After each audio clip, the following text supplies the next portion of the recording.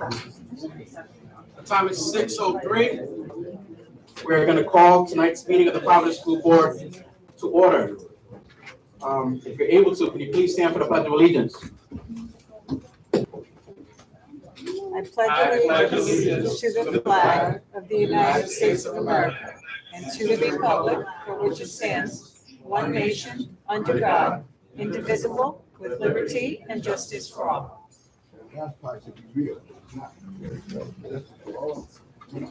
Madam Clerk, can you please call the roll? Carolina Robert Santana. George Matuk. Tony Aiken. Moyedin Ibiami. Present. Erlen Rojo. Present. Travis Escobar. Nate G. Muhi Galpo. Present. Tyrell Stevens. Present.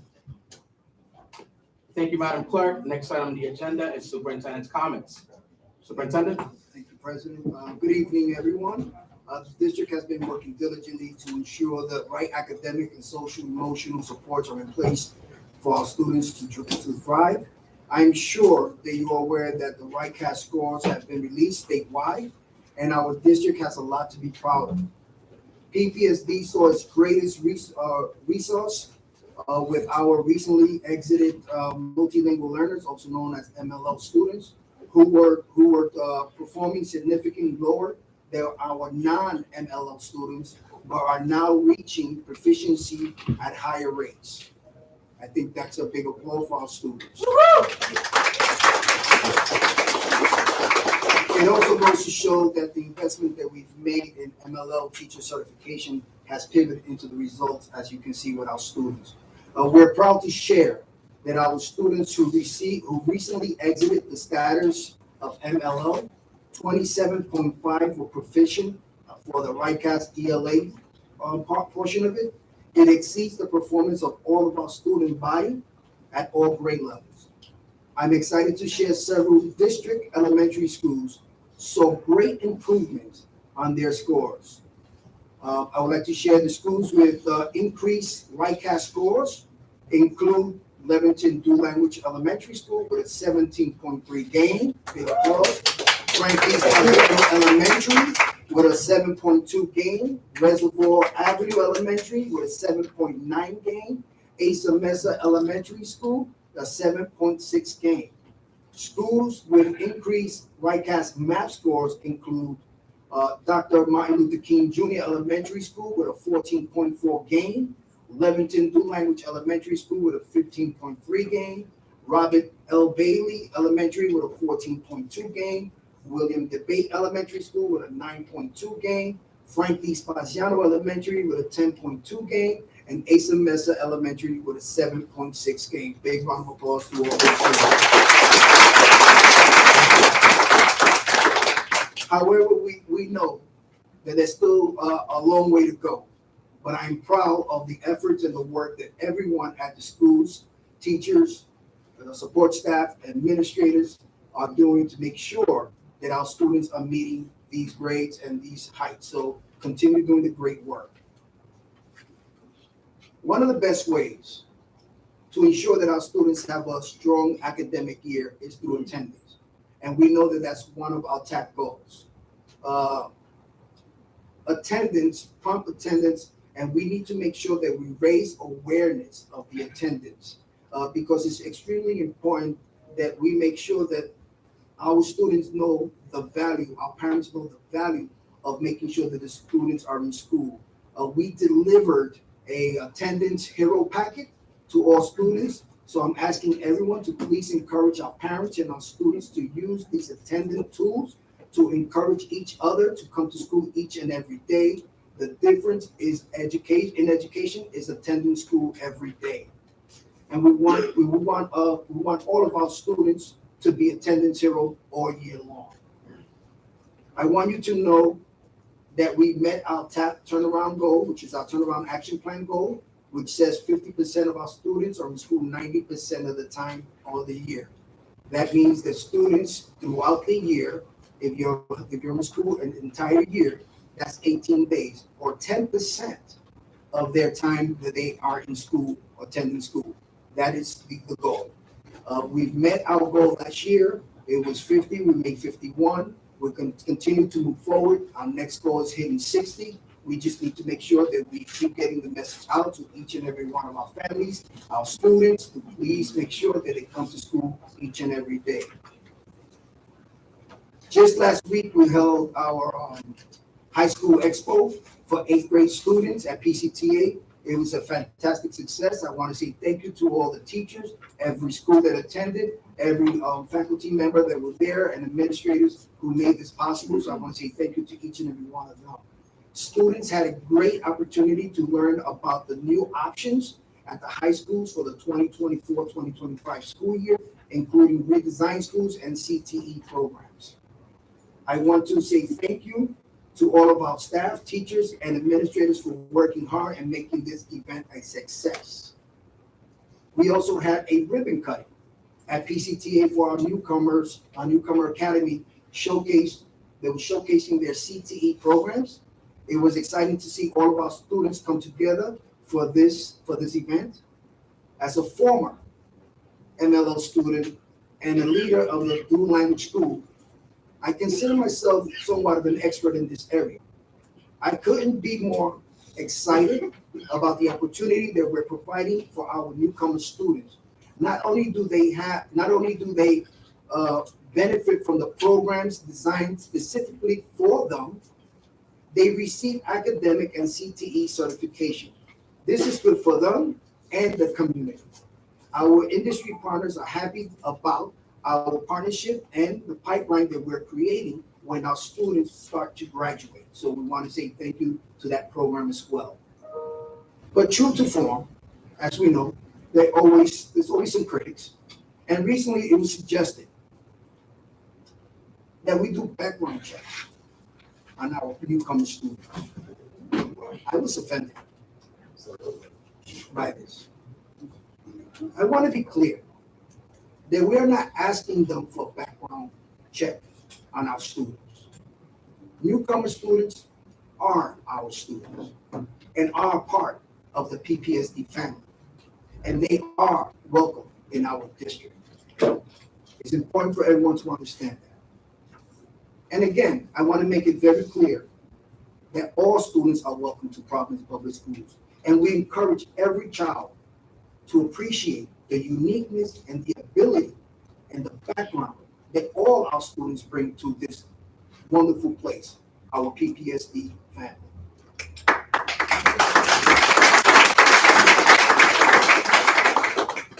On Saturday, September 30, we celebrated an accomplishment of teachers during the Rhode Island Department of Education Water and Fire. A salute to the educators event downtown Providence, and kudos to the following PPSD teachers who have received awards and their accolades. So give me a second, I want to acknowledge each one. From E-Cube Academy, Mr. Haley, Civics Teacher of the Year. Classical High School, Ms. LeClaire, District Teacher of the Year. Webster Avenue Elementary School, Ms. Paiva, Rhode Island Teacher of the Year finalist. PCTA, Ms. Taft, CTE Instructor of the Year. Central High School, Ms. Vasella, School Social Worker of the Year.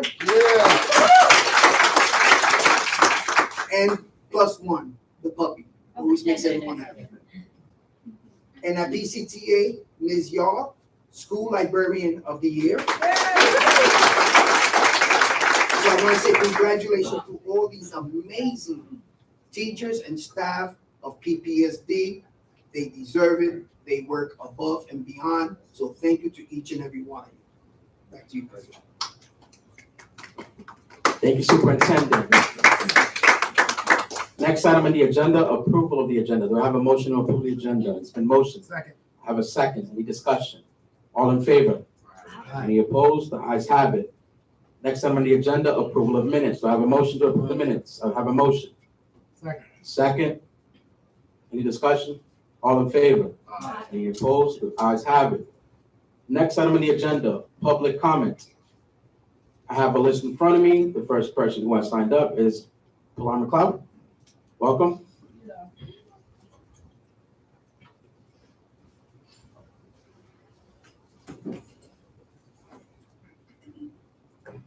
Good evening. Welcome, Good evening. Clark. I'm fine. You have 3 minutes. Can we get it ready? I am ready. So good evening. It pains me to be here this evening as a Providence resident, as a parent of a former PPSD student. My son graduated from PPSD years ago, and there were issues in the school department then. But oh, how it pains me to sit before you this evening, as I am concerned about the safety of our students. Apparently, some things transpired last Thursday, and I was shocked and dismayed as I got notification from other community leaders, other parents, and a lot of the people sitting behind me that they were not notified of such firearms that were prevalent in schools where they should not have been. This is my concern. When all of us, and I'm going to say all of us because I applied to be a school board member as well. When you apply to be a school board member, you have to put your application in. Your application has to be approved. You have to go for an interview. You have to submit your resume. You have to sit on a panel. You have to have questions answered. And you are now the governing body who sits before the community because you are in servitude. You are in servitude of the community for which you are representing. You work with us.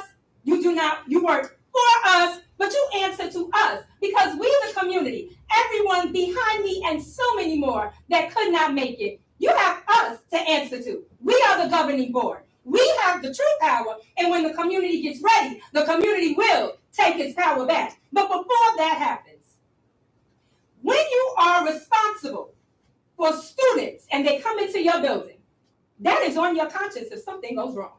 See, I took Greyhound last night to come from New York here, and there was a problem with the bus. Do you know whose responsibility that is? That is Greyhound's responsibility. You know who has to reimburse me? Greyhound does.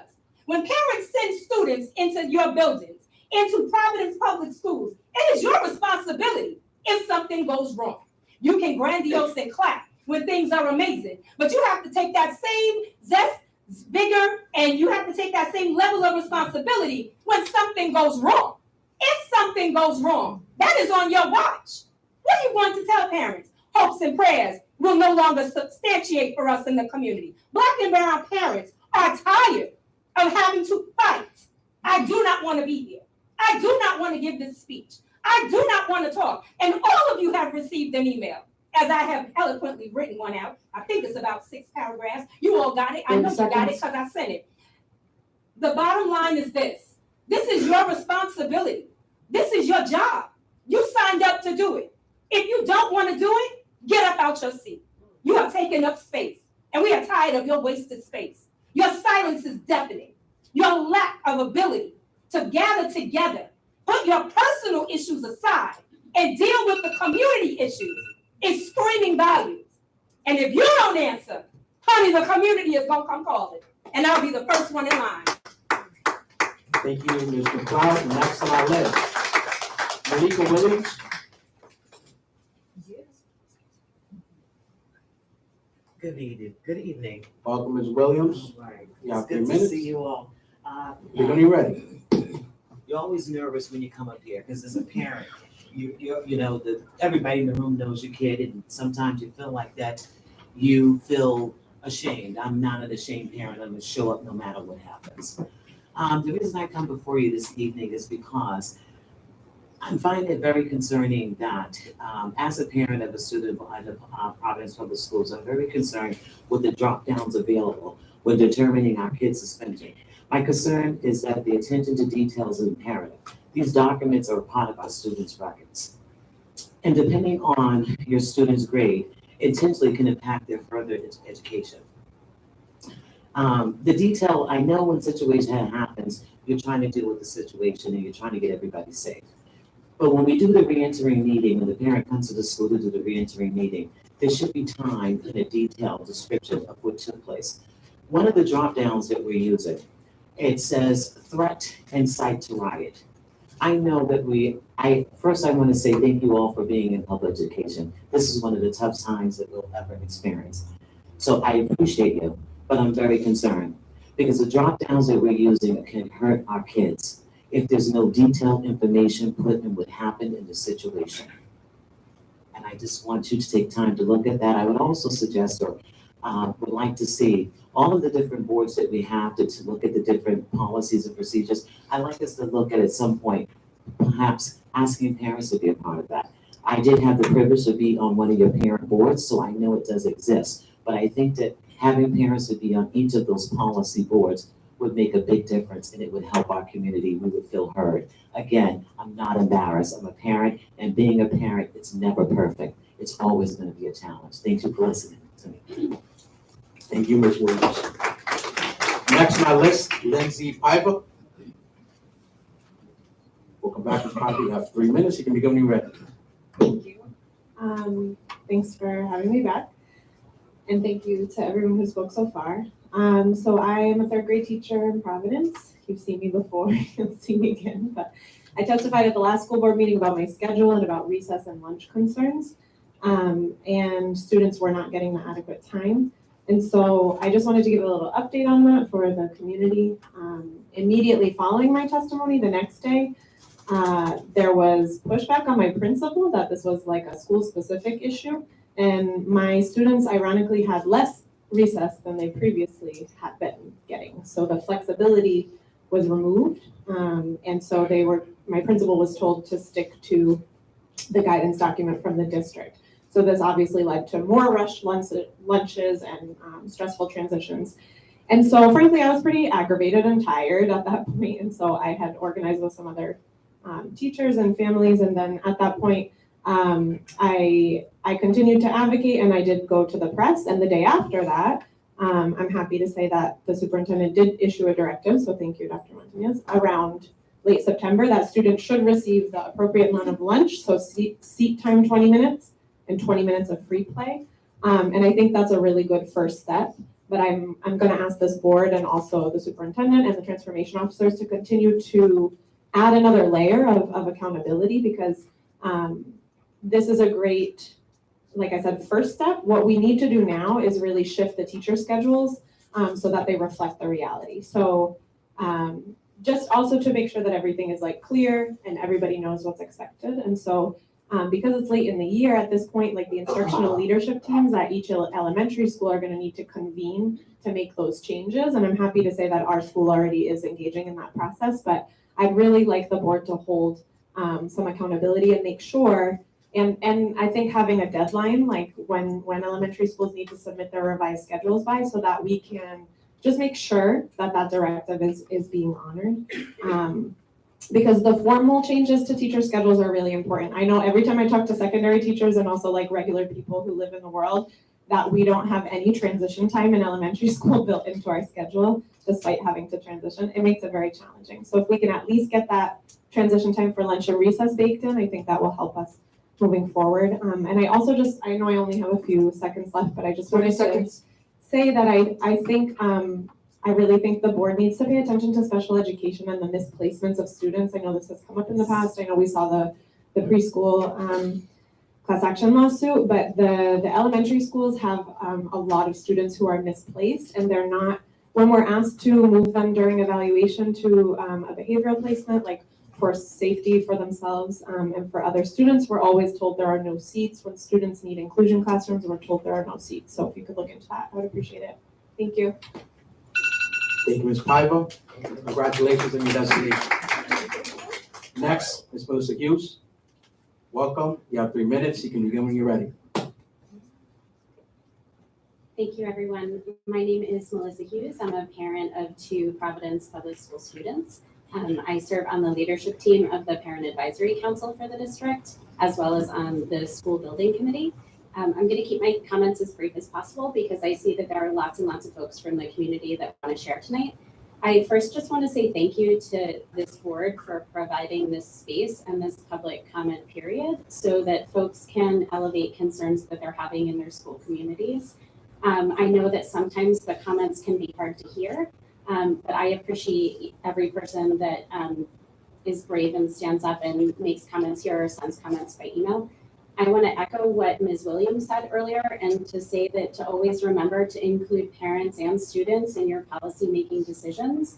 And 2 things that I would suggest for the board respectfully, if they're willing to do so, would be one, to always make sure that you're including folks in those committee meetings, but also reach out to the existing bodies like the student government and parent organizations at our high schools, middle schools, and elementary schools. Organizations like the Parent Advisory Council. The district communicates well with those groups, but the school board should feel free to reach out. And if you're not sure how to reach those folks, then definitely talk with Karina or others in the FACE office, and they'd be happy to connect you that way. And then finally, I would also suggest, as a plug, we do have some beautiful new buildings that are coming online. And if possible, I would love if the board would be able to host some of their meetings in our new spaces so that we can celebrate this progress that we're making for our kids and staff in our district. I think that community members would enjoy being able to see those spaces. Thank you so much. Thank you, Ms. Hughes. Great points. Next, Ms. Shannon McLeod. Welcome, you have 3 minutes. I have blue legs, hold on. You can begin when you're ready. Hi, thank you. My name is Shannon McLeod. I'm the ELA teacher leader over at PCTA. I also serve as a vice president of high schools for PTU. I actually thought I was coming here tonight to talk to ask you, the school board, to talk to the city on behalf of PPSD to ask them to clean the storm drains on Fricker Street, as it's the cause of a sewage smell on the first floor of PCTA, which is where our cafeteria is, so gross. PPSD has done everything they can to get this problem fixed. They're waiting on the city. It's really gross down there. So if they could maybe come up with a jingle, when it rains, check the drains. Like if they could do that, that would be really helpful. However, sorry, I'm an English teacher. We like rhymes. I did hear the grading policy was being discussed, and yesterday, I guess, at a meeting, there was talk about adding Canvas into the grading policy as a grade book. And oh, please don't. It's not working properly. The training we got in Canvas about the grade book was only 15 minutes long. It has just come out. Canvas will not help the district unless a percentage of teachers complete enough self-guided modules to teach themselves how to use a grade book. If a student wants to make something up and you give them a new grading Canvas, it doesn't talk to Skyward. If a student changes their name to so-and-so wants to buy a hot dog for $1.50 at Costco, we lose that student entirely, and it has happened. So we're having some problems with Canvas, and we're not getting the support we need on it. So it'd be really a bad idea to put that in policy. In addition, I don't see that any teachers, high school teachers or guidance counselors were on that committee, and we're very concerned about our AP and dual enrolled programs, because if we're just giving a 50, if a child doesn't hand in something, are those programs now going to be in jeopardy? So I think we need to have a little more discussion about what to do with those kids who aren't handing in stuff. Obviously, it's a well-intentioned policy. You can't come back from a zero. But is there something else we can do that kind of addresses that, keeps our dual enrolled programs in place because they're wonderful? Also, like the ELA program, I can only speak for that for the district. Our rubrics go less than a 50, and I've been told I'm not allowed to stray from those rubrics, so now I'm afraid I'm going to be out of compliance with the policy. I just think if we could have more conversations with high school teachers, in particular about how to implement this equitably so students do as well as they can. Also, I noticed you took out extra credit options out of the grading policy, and I don't see why. I teach 2 college classes. Kids frequently will ask for extra credit because why get a B+ when they can try to go for that A-? I think taking that away from teachers and students is, I mean, it doesn't happen a lot, extra credit, but why, I don't understand the knowledge of taking it away. Also, a student who tries really, what we're worried about and what we've been seeing is when you give a child a 50 for not showing up, and they only need to really attend half the year. What's that going to do to our attendance rate? So we're afraid that will go down as well. I'm sorry. Thank you very much. Thank you, Mr. Cloud. Next, we have Stephanie Giamfi Darko.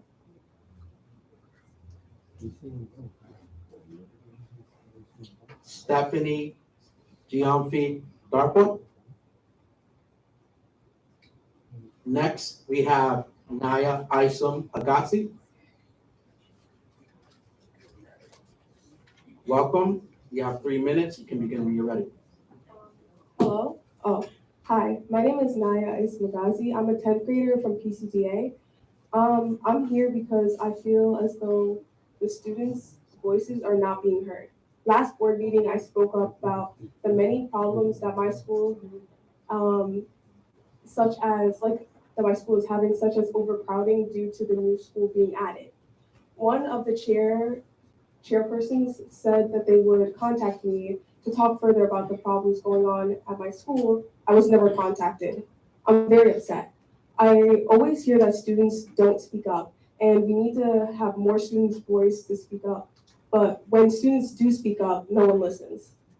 You say that you want students to, you say you want student input, but when students talk, you don't listen. I feel this is very disheartening because I take time out of my own day to sit here and talk to you genuinely as a person that knows what's going on in these schools, my school, and you fail to listen to me. Many of the kids in tech areas such as culinary and pastry don't have anywhere to go. I get that the Newcomers Academy is a great place, but it's affecting not just their learning, but our learning. Now we're forced to be in rooms that are really tiny with no windows during culinary classes. How are we supposed to even learn about culinary when we're trapped in this room that's stuffy, doesn't feel good, and just affects everyone's learning? I think this was due to poor planning, and this is not fair. The students, the new school should have its own building, so their learning doesn't get affected as well. Not to mention that no one talked to the kids or their parents. We would have 18-year-olds in the same building with us, nor did anyone tell us that there would be a new school being added. I guess that students and parent voices do not matter.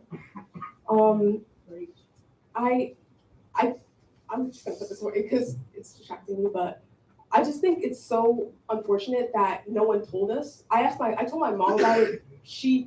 How did she not know about this? How did she not know that there was going to be 18-year-olds in the same building as us? 30 Now seconds. she's uncomfortable and I'm uncomfortable, and now the kids in my class can't even focus. There's kids in the library. The library is not a place where kids should be learning. This is unfortunate, this is sad, this is depressing, and I'm unhappy, and many of the students are unhappy. And I see a whole bunch of teachers, and I see a whole bunch of adults, but I don't see kids. And you don't help. No one's helping. I don't see help. I heard you guys, I hear you guys, but you don't hear me. So, please listen, do better. Thank you, Ms.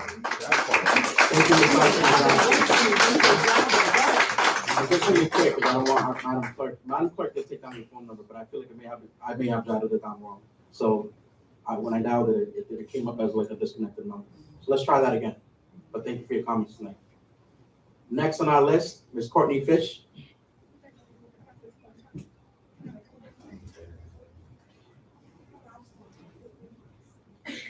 No, Ms. Courtney Fish. Next, we have Aubrey Johnson. Aubrey Johnson. I'm ceding my time. I'm sorry? Passing, ceding my time. Understood. Thank you. Next, Ms. Caitlin Crudell.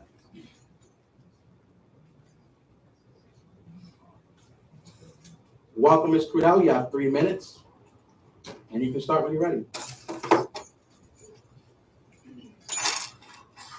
When I first got involved with PPSD in September 2020, I will admit I didn't know much about the school board, and since my children enrolled in PPSD, I've had to learn how to be an educational advocate.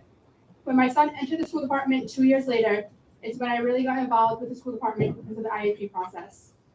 I learned not everyone in PPSD is on the side of the student, it was just a paycheck for them. In my opinion, the school board is the voice to the higher ups in the department because they don't really listen to us parents, as you can tell from the whole ordeal with the state takeover. I am once again here at the school board to advocate for the needs of my kid, as well as the needs of others across the district who are no doubt having similar experiences. I had to go out of pocket over $3,000 to a specialist for a neuro eval because I was advocated for my children during the IEP process, and the school psychologist told me in her 30-minute evaluation, 30 minutes, that she didn't believe my daughter was anything more than an overly hyper 5-year-old. I therefore had to pay for an expensive neuro eval from an outside provider. Following our evaluation, my daughter, 3 months ago, was diagnosed with severe ADHD and on the autism spectrum. So I'm here talking to you as the voice to the higher ups for us parents. Do better for the children and for the parents who are scared to openly advocate for their children.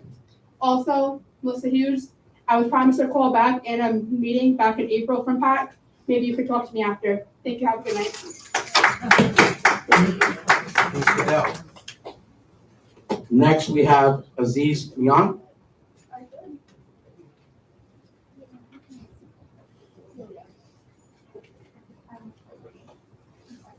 Welcome, Aziz. You have 3 minutes, and you can begin when you're ready. Hi, my name is Aziz Mian. I'm a student at PCTA in the welding program. I'm also a student athlete, and last year I became one of the youngest captains of the Central Wrestling team due to my leadership on and off the team. I'm here to advocate for not only myself, but to be the voice of my fellow students and teachers who cannot be here today, and for those who are afraid to come forward and speak. PCTA has to turn away students every year because we don't have enough space. Everyone knows someone who didn't get a spot. Now we have a new school within our school. There's not enough classrooms and just not enough space. How do you expect us to learn if we cannot use our own classrooms or labs? Why do we have to feel the tension when staff from another school come to our workspaces while we are there? Students and teachers lose concentration, wondering if they are going to be kicked out of their classrooms. We had culinary work in the library instead of the kitchen. The school cafe closed during some lunches, taking away hand-on learning experiences. We have lost our computer lab, lost our parking spaces, and we cannot even open our school stores. People need to stop telling us to not speak up because it would be culturally insensitive. That's right. This is gaslighting at its finest. It is not culturally insensitive to want better for our school. It's not culturally insensitive to want to be able to complete our certifications and hand-on experiences without being kicked out of a space. It's not culturally insensitive to speak up for ourselves. My question to you is why? Why do we keep speaking and no one seems to be listening? Students, family, and staff should be included/involved in decisions that affect our schools. So why? Why are we not considered important enough to be heard? Thank you. Thank you, Mr. Mian. Next, we have Heather Heitmiller.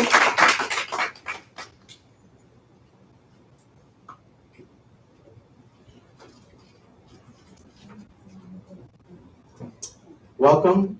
You have 3 minutes, and you can begin when you're ready. Hi, my name is Heather Heitmuller. I'm a parent of a PCTA student, currently enrolled in the electric program. My son is a junior at PCTA. He was a gold medalist at the Skills USA last year, his sophomore year. He also took the silver medal for electrical motors and controls his freshman year. My son was unable to come to the meeting tonight, so I am here. As you've heard from his fellow students, there is some difficulty with them using their classrooms to the fullest capacity due to the newcomer academy. I was one of the parents, and I was not aware of the school until very recently did I get anyone stepping forward to even give an explanation about the school. So the most I've heard about it has actually taken place during the first 10 minutes of this meeting tonight. I didn't expect our principal to give me the information. I kind of thought that it would come from someone higher up, as Ms. Valentine doesn't run the Newcomer Academy. She runs PCTA. But I was a little surprised to hear about these changes when my son first let me know about his classroom space in the program he's enrolled in. I think that when we start programs like this in schools, we need to think about the outcome of the program and put enough foresight into growing any new programs that we're going to start in a school. If we're going to start a program in a school that is already crowded, how can we even add that program effectively? And how can we actually service the current students that are in that school space? Like, if the Newcomer Academy is a successful program, we can never expand it now because it is already taking space from current students at PCTA. I think that this program is actually a disservice to both schools right now. Not only are we hearing about classroom space being taken away from PCTA, the Newcomer Academy now how can that expand? Even if it is good for the students enrolled, they are going to always have a shared limited space as well. And I think that when we are going to add to our schools, we have to have enough foresight to think about if programs are successful, how are we going to grow on these programs and continue to have them service students? We shouldn't have to take away from one group of 30 students to make another group of students have an opportunity. And that's all I have to say. Thank you, Ms. Aitola. Next on our list, you have Margaret Young. Welcome. You have 3 minutes and you can begin when you're ready. I'm going to start off by saying that I'm speaking tonight on behalf of myself and other families and students that I've spoken with. PCTA is a school where students fill out applications, they're interviewed to be accepted. Not every student is accepted. Actually, we turn away around 300 students every year, simply because there's not enough room. Now there is a new school that has been placed within PCTA. I'm a mother of 4. I'm involved in all of my kids' schools from the school level up. I was told about this new school in July from a staff member who was too scared of repercussions to talk. When I started asking questions over the summer, I was told this would not affect our students. The new school had its own space. It would use the CTE rooms when our kids were not. That it would have no effect on parking, considering how little there is around here. It sounded like a great opportunity. However, it has turned into something else completely. Fricker Street now has no parking, tow signs, specifically for the Newcomers Academy and between the hours of 7 a.m. and 8 p.m. We have had students doing classwork on metal stools in a workshop because they cannot use their classrooms. We have teachers who are looking for spaces because their classrooms have been taken over. Culinary was learning in the library, not the kitchen, for 2 months. We have had both students and staff feel threatened and afraid to speak out. We have students and adults wandering the hallways where teachers and students are unaware of which school they are supposed to be in. How are we supposed to, as parents, how are we supposed to send our kids to school and have them feel safe? How are the staff and students ever to know if someone has entered that building shouldn't be there? We keep being told that these are just growing pains, but they are problems that seriously impact the education of our students and the morale of both our students and teachers. The district and school will find every conceivable way to reach every family when survey works time comes around, but not when there are major changes in our schools. How is any of this acceptable? It seems to many families that this is only acceptable because we live in Providence. Our students and families cannot always take time off of work to come and voice their concerns, and some are just plain scared of repercussions. We should be working as a team, the district, schools, and families, but that does not seem to work when the students and families are kept in the dark, when the opinions and experiences of families don't seem to matter. We need the problems within our building addressed and fixed with family, students, and staff input. We need the consistent and clear, transparent, two-way communication that we have been asking for. None of our kids should have to continuously fight for the education they deserve or the spaces to have it in. Thank you.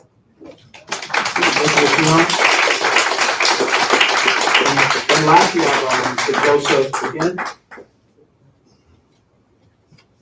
All right now. Here we go again. Welcome, Mr. Buchanan. You have 3 minutes. You can begin when you're ready. Okay, my name is Joseph P. Buchanan. I'm the chairman of the Black Critical Action Education Committee. And the reason why I'm here tonight is to talk about what hasn't been talked about, which is the young man carrying a gun in school, which is the teacher that get her job by capturing that student. The thing that's the problem, I believe, is that what people are saying, she didn't follow protocol. I think protocol was stopping that child. I'm not here to argue about whether she was right or wrong. She did the right thing by saving children in that school.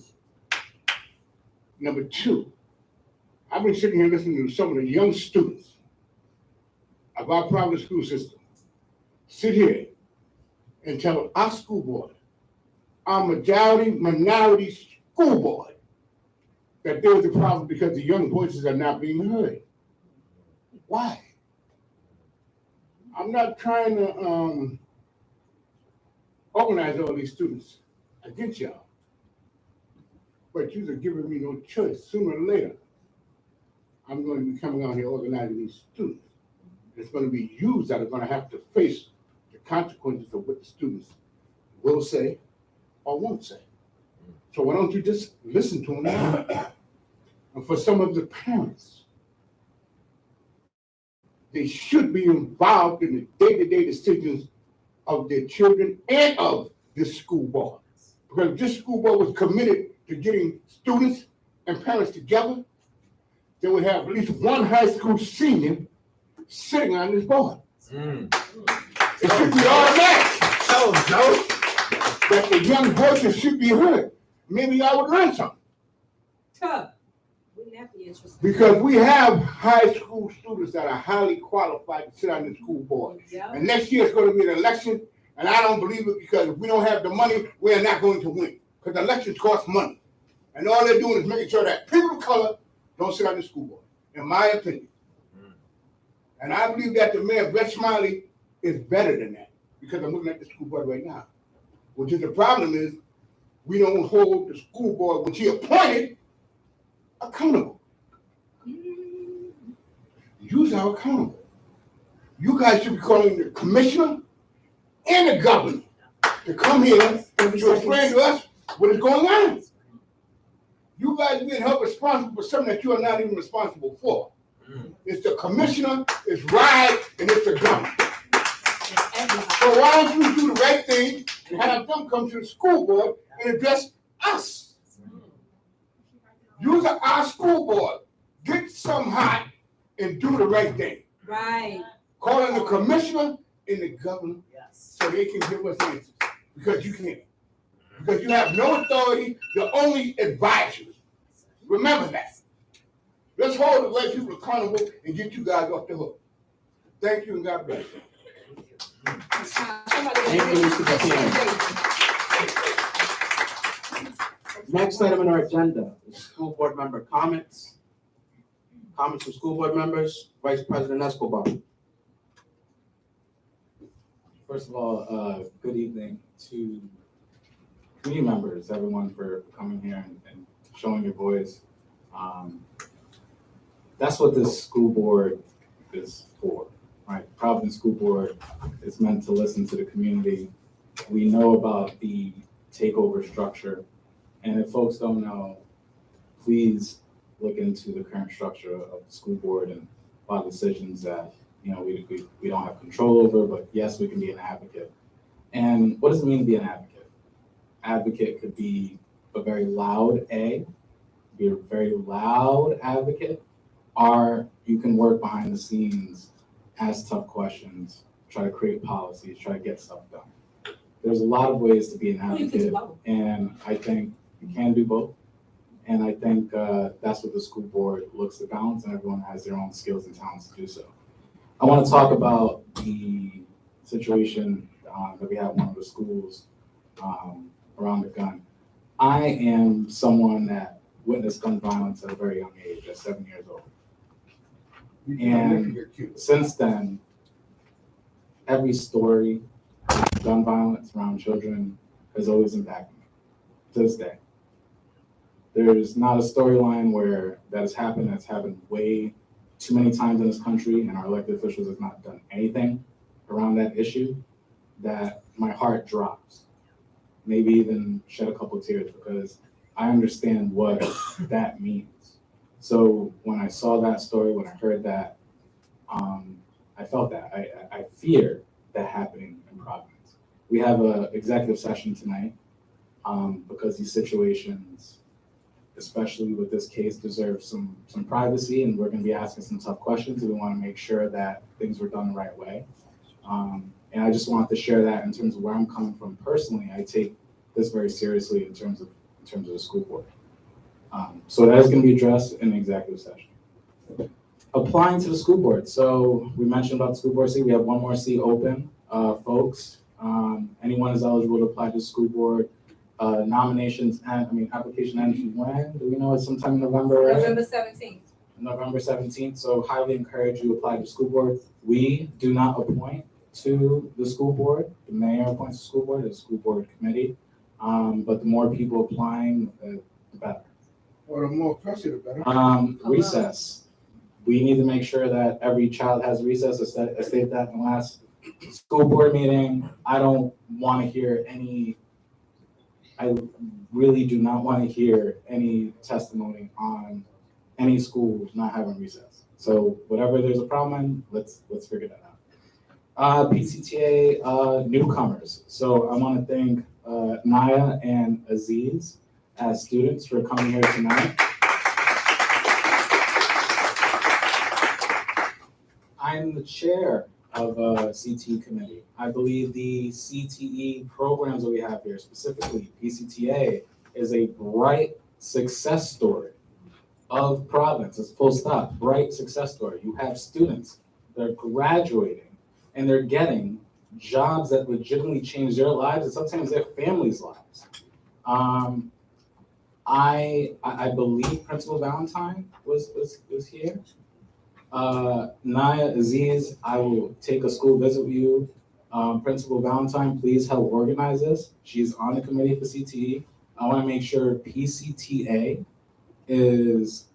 has the space, the facilities, everything that they need. Those students in CTE programs have everything they need to be successful. But I also understand the district is looking to try some new things with this newcomer program, right? We all understand the increasing population of newcomers, Latinos, immigrants that are coming in to Rhode Island, right? And we want to make sure they're successful.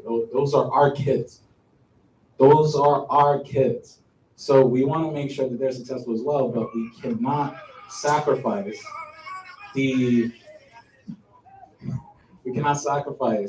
what is the absolute success that PCTA is. So I applaud you students for coming. I know the school board can be challenging in terms of members reaching out, things get put to, but we do listen. So I do appreciate it. Principal Valentine, Naya, Aziz, I'm pretty sure you won't be staying until the meeting, but please, I welcome a student, I welcome a school visit where I can come with you, you can show me around, show me whatever problems or even whatever successes are happening. So I invite that. I wanted to talk about RICAS. And raise your hand if you remember the pandemic where you were in March 2020. Right? It was crazy times, right? 2020, 2021. And it seems like we forget that. We forget we had students on laptops, teachers on laptops trying to teach. We forget that, right? So broadcast scores come on and we understand that like negativity drives clicks and there's just sort of a cachet of just everything is wrong in Providence schools, right? But I applaud the fact that you have teachers in Providence that went through COVID, right? And are still teaching. I applaud the students that showed up, went through COVID, right? And we got some approval. We got some increase and improve of our scores. I applaud that. That should not be left behind. We know we have a lot of work to do. We know, right? We understand the numbers. We get that because we're not even at pre-pandemic levels, which is not acceptable. But we have to celebrate that we are making improvements during an unprecedented time in our history. And Rhode Island and Providence is not the only education system that is struggling. It's throughout the country. So when we look at media clicks or individuals that want to take advantage of like, oh, look where they're at, the rest of the country is struggling. But let's just think about to the human value. There are humans that went through a pandemic, went to school, and got the job done, right?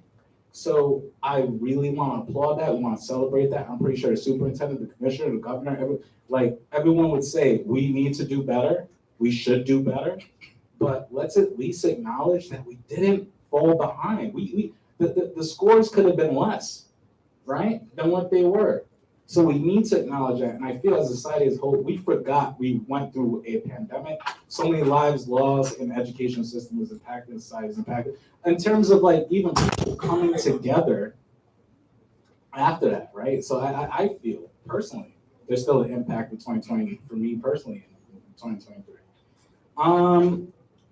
So those are all the points I wanted to highlight that, and obviously from that. On a personal note, in terms of the school board, in terms of where we're at, I think everyone knows I've always tried to drive, like, how do we work together? How do we become sort of a united front? And the reason why I come from that perspective, I went to Rhode Island College, barely graduated high school, went to Rhode Island College, decided to go to student government, spent 5 years there, lost 2010 due to partying, but that's another story.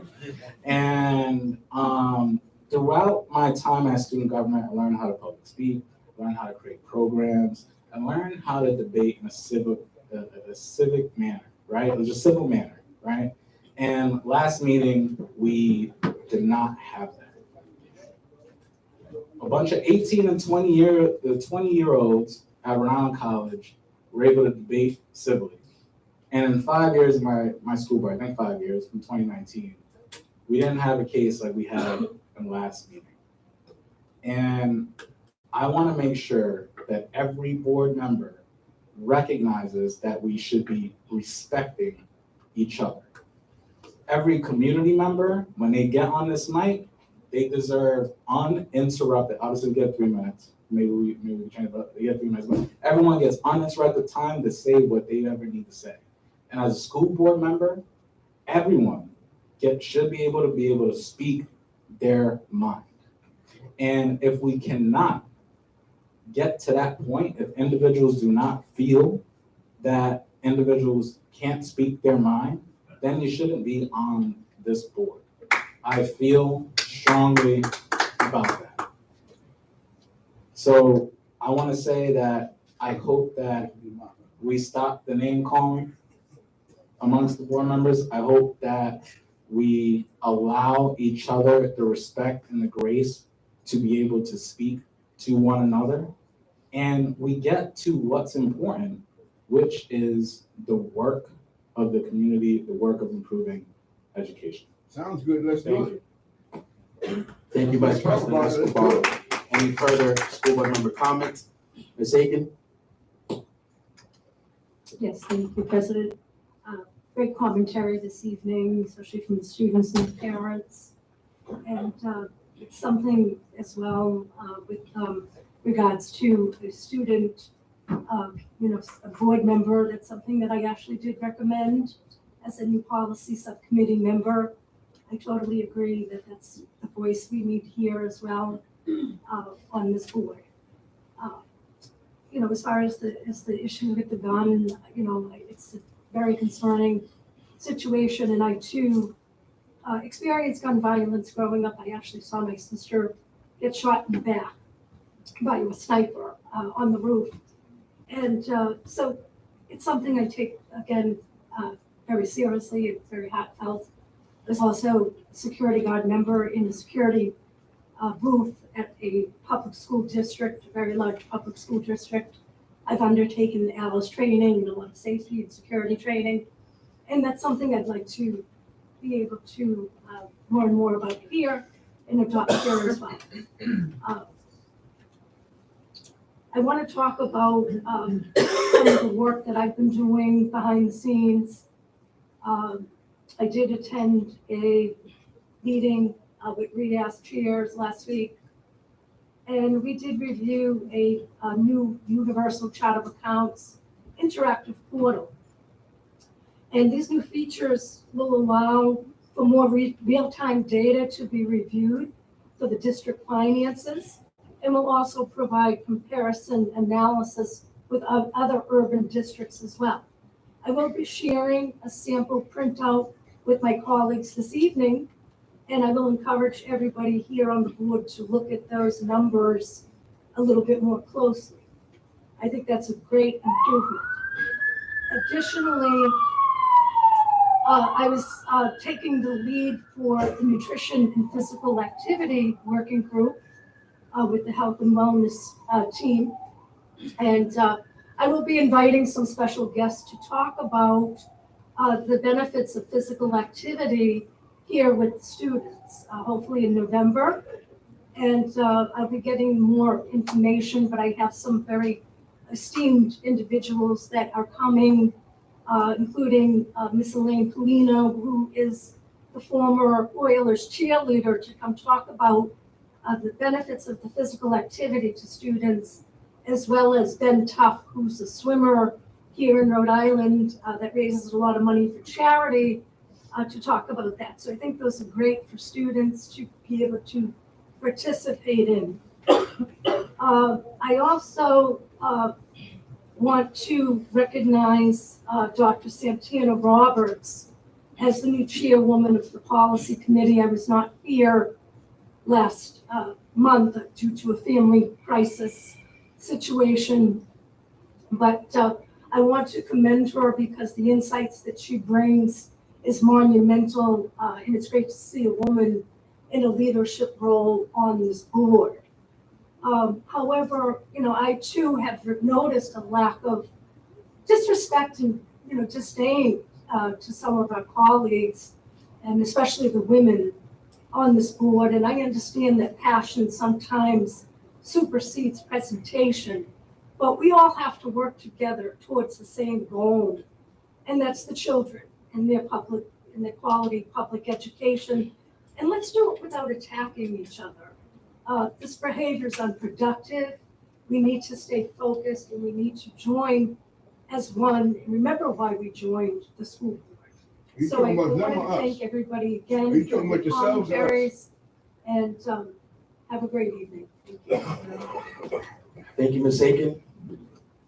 Go ahead, Chairman Hubel. Thank you, Mr. President. First, I want to, can you guys hear me? Yes. First, I want to thank Aziz and Naya for coming to speak up regarding the overcrowding situation and the lack of space on the PCTA. I'm open to work with the president and the rest of the board to address the situation. And also, I will be holding my health and awareness committee on the PCTA so we can hear directly from you. Secondly, I want also to thank our community members and parents for coming to speak regarding the situation where the gun was found in the school. This is very concerning, and I can't wait with other board members to investigate and address it and doing an emergency section. Thank you, Chairman. Any further public comment, school board member comment? Mr. Matuk. Thank you, Mr. Rangel. I just wanted to echo the comments from the rest of the board, thanking the students from PCTA for being here, as well as the instructors and Principal Valentine. The success of PCTA is one of the great stories inside of PPSD, is critical to the economic well-being of the city of Providence and the state of Rhode Island. And the kids who have applied and been admitted deserve what they were promised in that environment. I was at PCTA and the Newcomer Academy last week, or maybe the week before, and I think everybody here acknowledges that the Newcomer Academy is a critical part of the mission of PPSD. There are students, and we need to educate them. But the existing situation is not only unfair to PCTA, it's also not good for Newcomer Academy as well. Those students don't have the space that they need to learn in and are forced to go to classrooms across the street at Central just to find spaces to use equipment that's not even functional. And I think that the problem goes all the way around both of those schools. So as a member of CTE committee, looking forward to working with Travis and that group. And as a member of the building committee, I can promise that your voices will be heard there, whether you're able to attend a building committee meeting or not.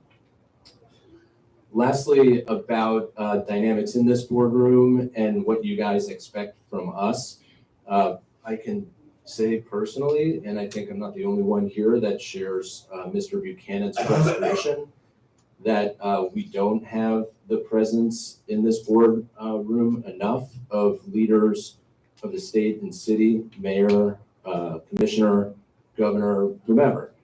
And you know that our authority is limited, and we need leadership from all of those folks in order to get everybody on the same page and continue to improve the district, achieve the takeover action plan, and get local control renewed.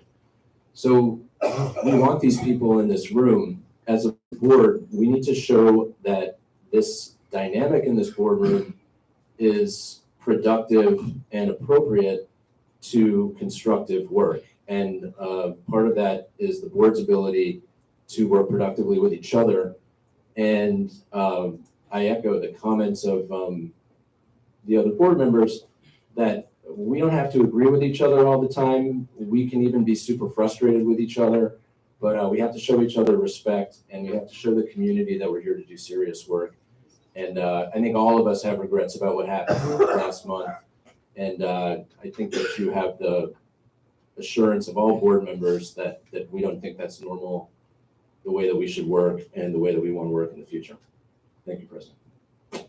Thank you, Mr. McTook. Any further school board member comments? Rayhan. Mr. Stevens? Okay, good evening, members of the school community. It's a true privilege to address each and every one of you on tonight.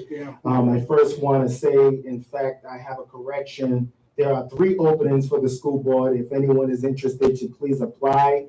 There's in fact not 1 opening, there's 3 positions open, and the mayor's office is in fact looking for applicants. I want to thank the Providence parents for their encouraging words after last month's school board meeting. Their support has given me the confidence to continue advocating for their children's education. Slow progress in RICAS is better than no progress. I want to thank the amazing teachers and staff for their amazing work on that. I also want to shout out Sodexo and Mark Jeffrey. They've been doing a lot of work with scholarships, listening to students.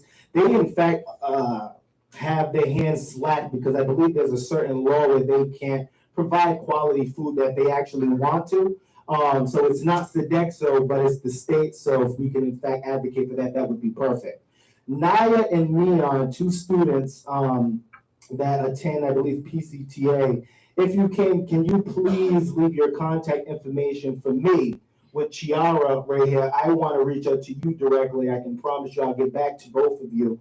And also, I'll be definitely visiting the Newcomer Academy in the coming weeks to see what's going on. But it's well received. I'm sorry that I personally did not reach out to you the last school board meeting because I probably should have reached out to you as well. But I definitely make sure that your concerns be brought up to the superintendent's office. On the other hand, I just want to say, superintendent, members of the PAC reached out to me to complain, and the executive leader was very rude to them at the last meeting, which I believe took place yesterday. I'm asking that you please look into that matter. Parents should not be disrespected on no terms. And I was informed that you, in fact, reached out to a couple of parents as well, so you know what exactly happened. So I'm asking that we please get that situated. I plan on addressing the camera situation because I do see, in fact, the camera's not on me. Can we please turn this camera on me? We have an audience that's, in fact, at home that would love to know who, in fact, is speaking. So I hope that I get that same respect on tonight.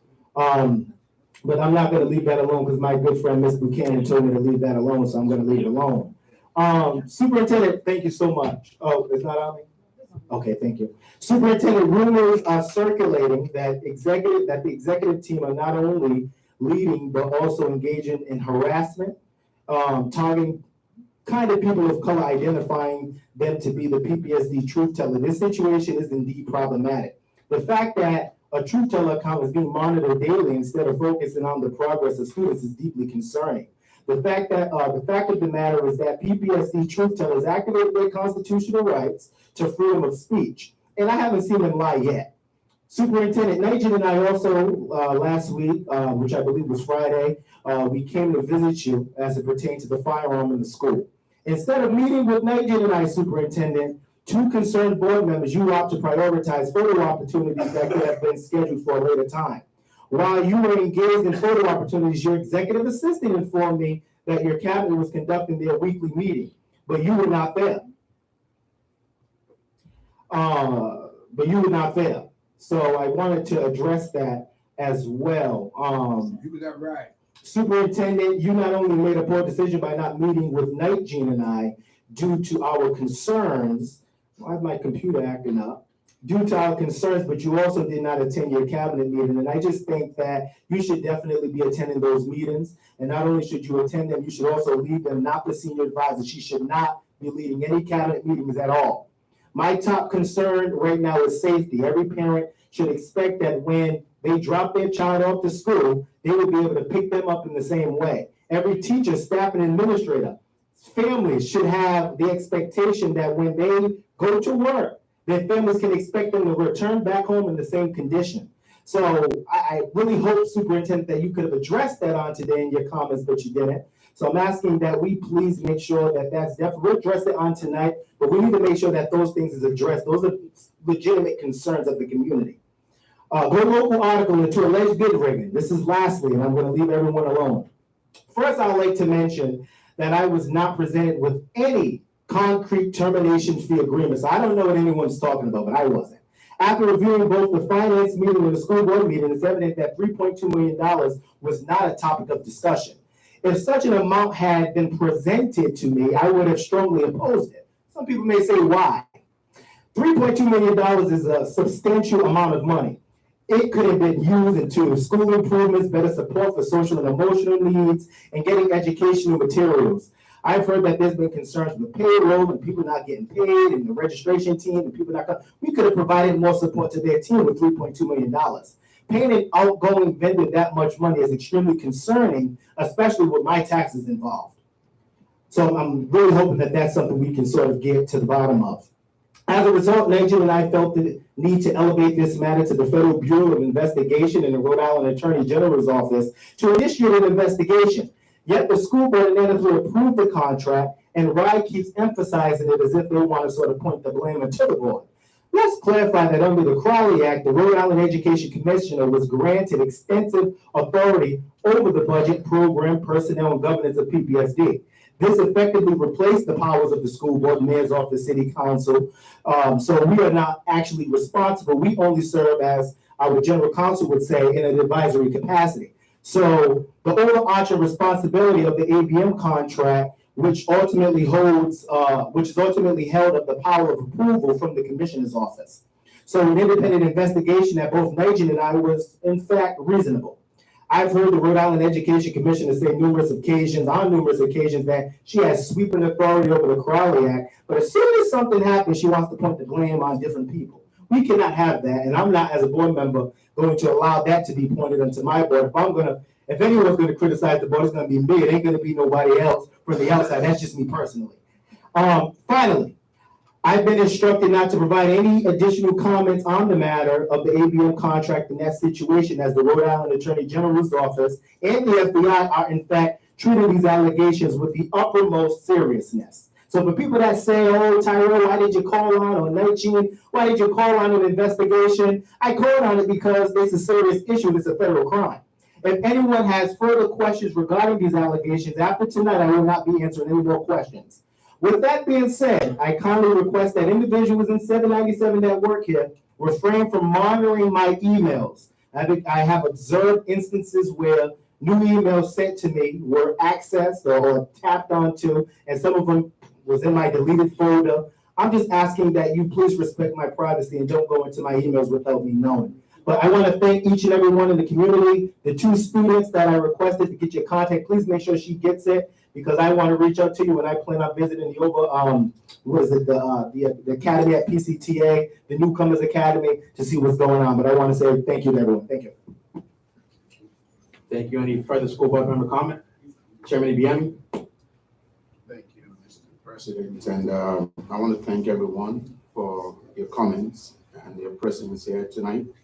It means a lot to me as a person. I heard from the comments about the issue of the drop-down procedures. I heard about the issue of the recess for students, reaching out to the Parent Advisory Council, holding a meeting in the new buildings to see what has been done as improvement, the issue of Newcomer Academy and PCTA space. Mr. Buchanan told us about the link that what we need to do and call the commissioner and the governor to come and answer some questions, since we don't have the authority to do that.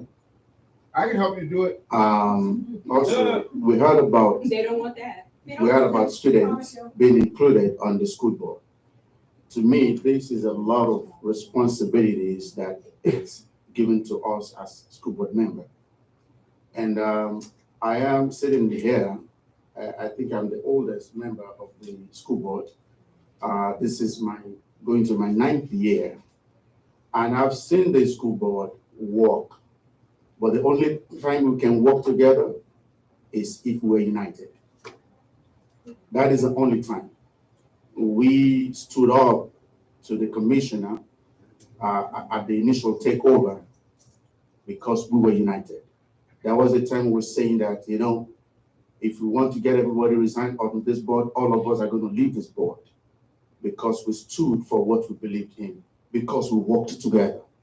But the moment we start giving ourselves pointing fingers and not working together, we're asking for downfall. And we'll become the laughing stock of the community. Yes. So, especially the event that happened last month is very, insulting and embarrassing. And people have been calling all of us, telling us, what's the purpose? Why are you doing infighting? Are you competing for something? I want to strongly implore all the members of the school board, if we sincerely have the interest of the community, the interest of the children, if we sincerely have that at the back of our mind, we need to take ourselves to order and do what exactly is in our code of conduct as members of the school board. Otherwise, we won't get any results anywhere. We'll end up holding aggravations about each other. We will not give ourselves respect. We are all diverse. We're professionals. It's not that we don't have anything to do. We're here because we believe in the cause. And we have the leadership. And I'm calling on President Roger this is your call. I think we need to be more coordinating. We need to be more respectful. We need to be more in order if we want to get results. Otherwise, 9 of us or 8 of us, if we're doing everything separately, we're not going to go anywhere. That's true. We will see some people that will support us, but we will see people that will be against us. And at the end of the day, when we don't work together, we're calling for, we become the laughing stock. And I'm not ready to stay here. In fact, it's my birthday today. I don't want to come here because I do not. Thank you. And when we were coming to the meeting, when we were climbing it's me and Dr. Centeno, one of the members of the community said, I hope you have a productive meeting today. That was very, very emotional. It spoke into my heart. So it means that the essence of our coming here is just to sit down and talk and not make anything productive. We need to call ourselves to order, to do the job we are asked to do, for God's sake. That is when we can get productive results. All these members of the community, they have things to do. But they come here, they ask us to take some responsibility. Let us do our job. Let us do our job. Let us do our job. Thank you so much. Sounds good. I'll take the final comment for this item. So I wanted to address a couple of things.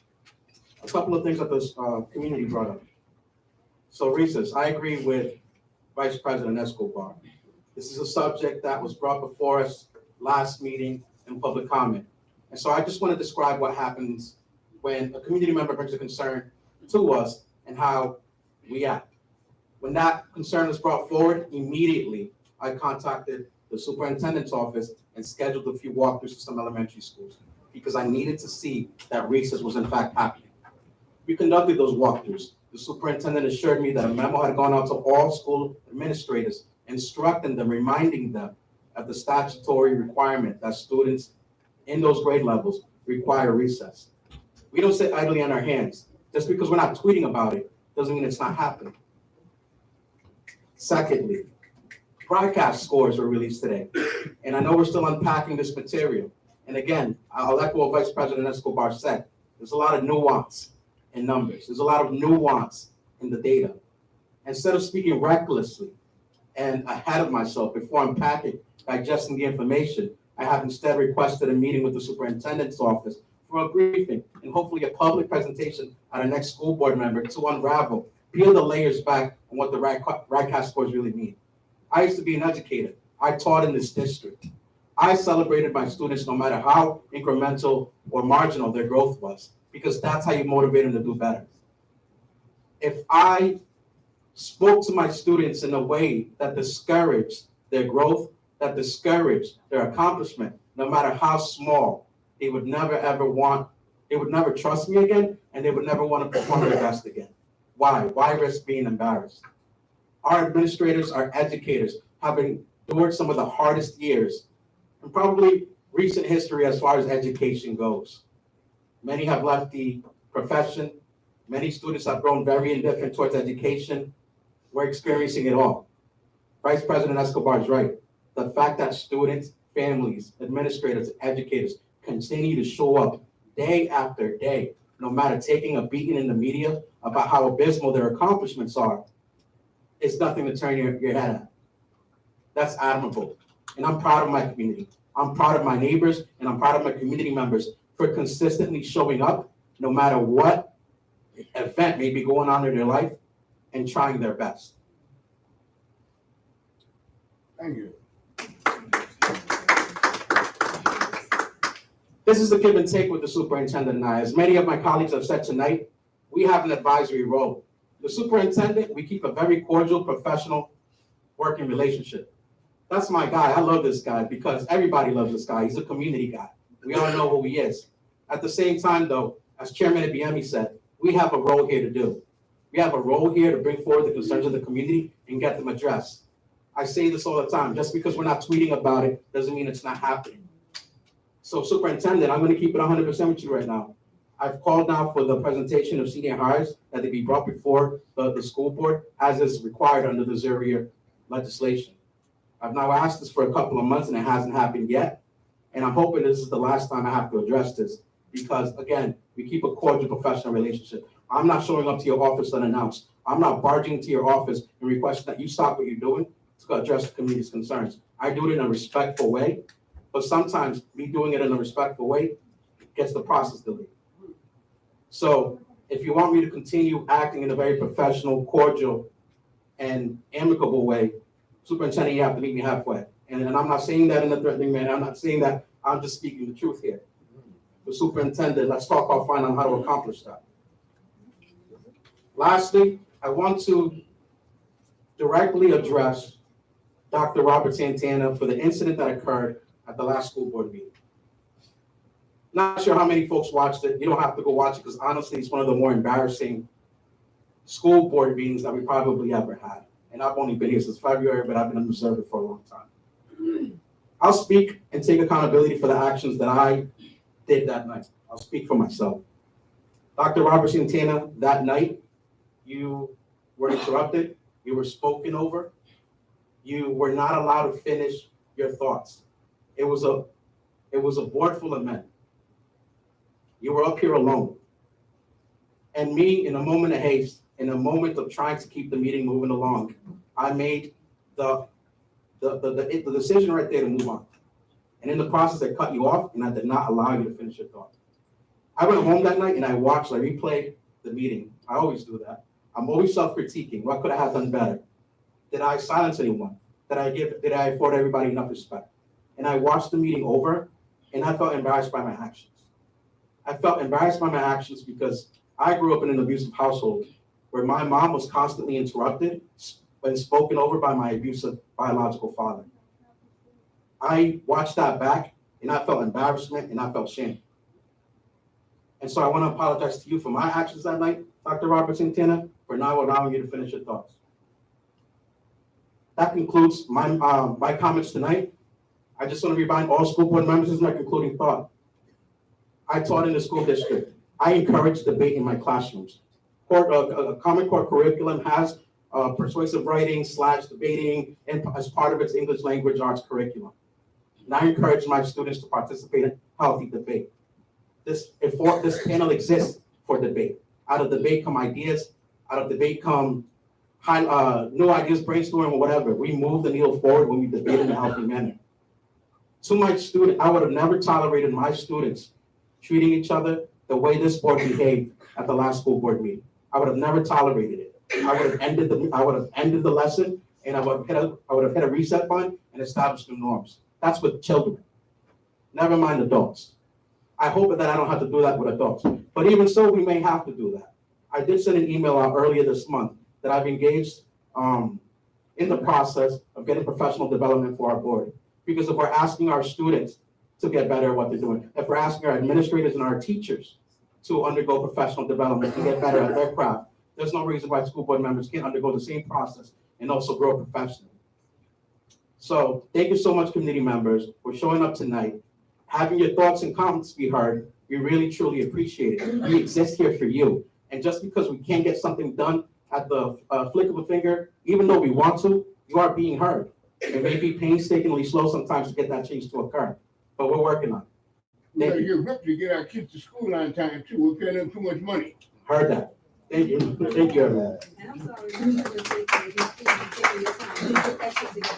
All right, next item on the agenda. We have committee updates. We're going to start with our policy committee. Chairwoman Robert Centeno. Good evening, everyone. A lot of the concerns that were presented today are policy related. So I thought it was really important to sort of talk a little bit about what the policy committee is responsible for. So the policy committee is responsible for formulating written policy for the administration of schools to be reviewed regularly and revised as necessary. We operate under School Policy 205, which provides clear expectations for the school board's policy development, adoption, and review process.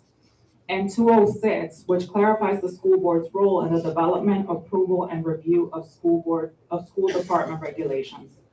So in the past 2 months, since I've been chair of the policy committee, we have set the goal to review multiple policies.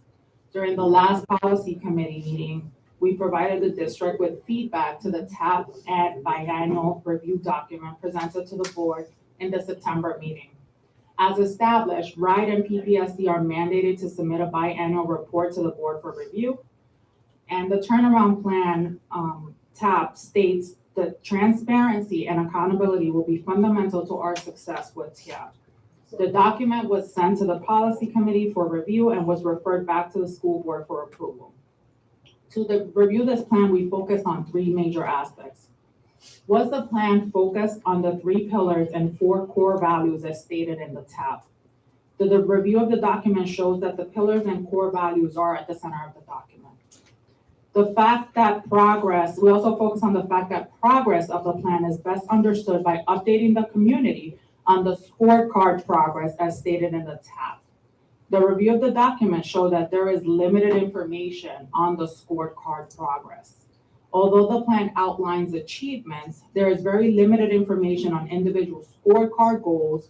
So we requested that leadership come in front of the committee and community to share the status of each scorecard measure. We recommended that we learn about where we are, whether it's positive or negative. And we also asked for transparency and said that transparency is only achieved if the community is informed. The goal of this review was to inform PPSD and RIDE leaders of the gaps in the review and address questions that may come up. The third area was the fact that progress of the plan is best understood by updating the community on completion of new activities as stated in the TAP. The review showed that the TAP did an excellent job sharing the activities and events that were performed throughout the period. There was good connection to the pillars, but it wasn't intuitive when it relates to connecting the community members. So for example, our community may not be able to say, great, the 10 events done under the community engagement pillar led to meeting our 39% goal of 2022. We recommended that the biannual and annual review should be more focused on the scorecard. And we let the leaders know that the ideal annual review presentation and report will include the following. We need to know about the pillar, which pillar, and what was the focus for the 6 months. A table with the benchmark goals. Progress, how are we meeting our goals? And if not, what do we know about the limitations? Are there any changes to existing benchmarks? Initiatives. What are we doing to get there? Recommendations for improvement. What things can we do better? And then next steps. What are future initiatives and goals that are going to happen for the next year? We had many questions regarding progress. How are we measuring success? The tools used to assess the benchmark. And we also asked if there needed to be any changes made to the 2023-2024 benchmarks. Each leader presented their section of the presentation and provided some updates regarding progress. However, we still recommend that these be presented in writing for each pillar to the board. Some specific questions so you guys know, you can go and watch the video, but we asked them about the engaged community pillar, and we asked about families, whether they had a favorable perception of being involved with the child's school, how do we score, what are we doing, how can we do better. In excellence in learning, we talked about the fact that the document only had one benchmark that was addressed. How are our kids doing? We knew that some scores were not released yet. We want to make sure that we're able to see, how can we use current and new systems within our district to be able to tell us where our kids are heading. World-class talent, we talked about addressing the metric related to retention. How are we engaging teachers? Are we celebrating them? Are we doing special events for them? And then efficient district systems, we talked about delays in contracts and other system level challenges. Today, we are going to be reviewing two policies. One is the grading policy revised, and the other one is the bullying and harassment policy. For our next policy meeting, which is November 1st, we're going to have a policy audit.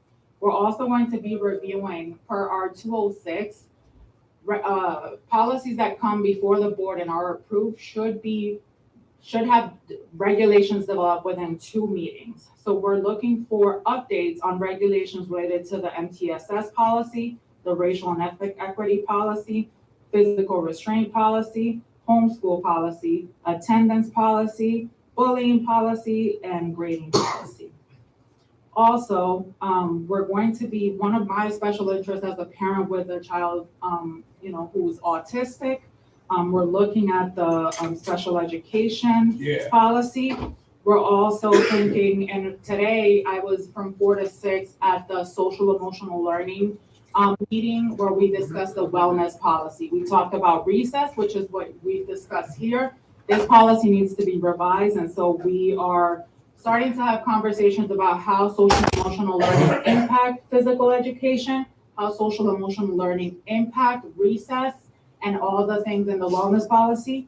And so that's another policy that we're going to be reviewing. And then based on the conversations today with PCTA and all the things, I'm getting really long with this name, but we're hoping to, in December, to be able to review I renamed it school closure and consolidation policy, but now I'm thinking school opening, closing, and consolidation policy because of, opening new schools within existing schools could be something that can be addressed in that policy. So I would love to invite the students that are here today to come to the policy committee to join us. I know people have asked for your information. Email works better for me, but maybe so we can add you to sort of get you involved in as we discuss these policies.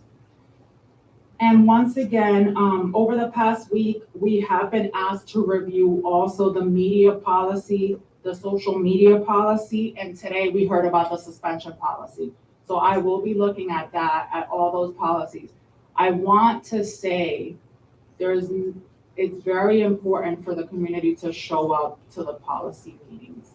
One of the things that I want to do with the policy committee over the next couple of months that I have on the board is to develop subcommittees so that we can, because the PPSD has a lot of work, so let's support them. Let's come to the table with them. And then also, I love, this was a suggestion of Tony, and I love that to have a student voice. I have a 13-year-old, he's been to the wellness committee.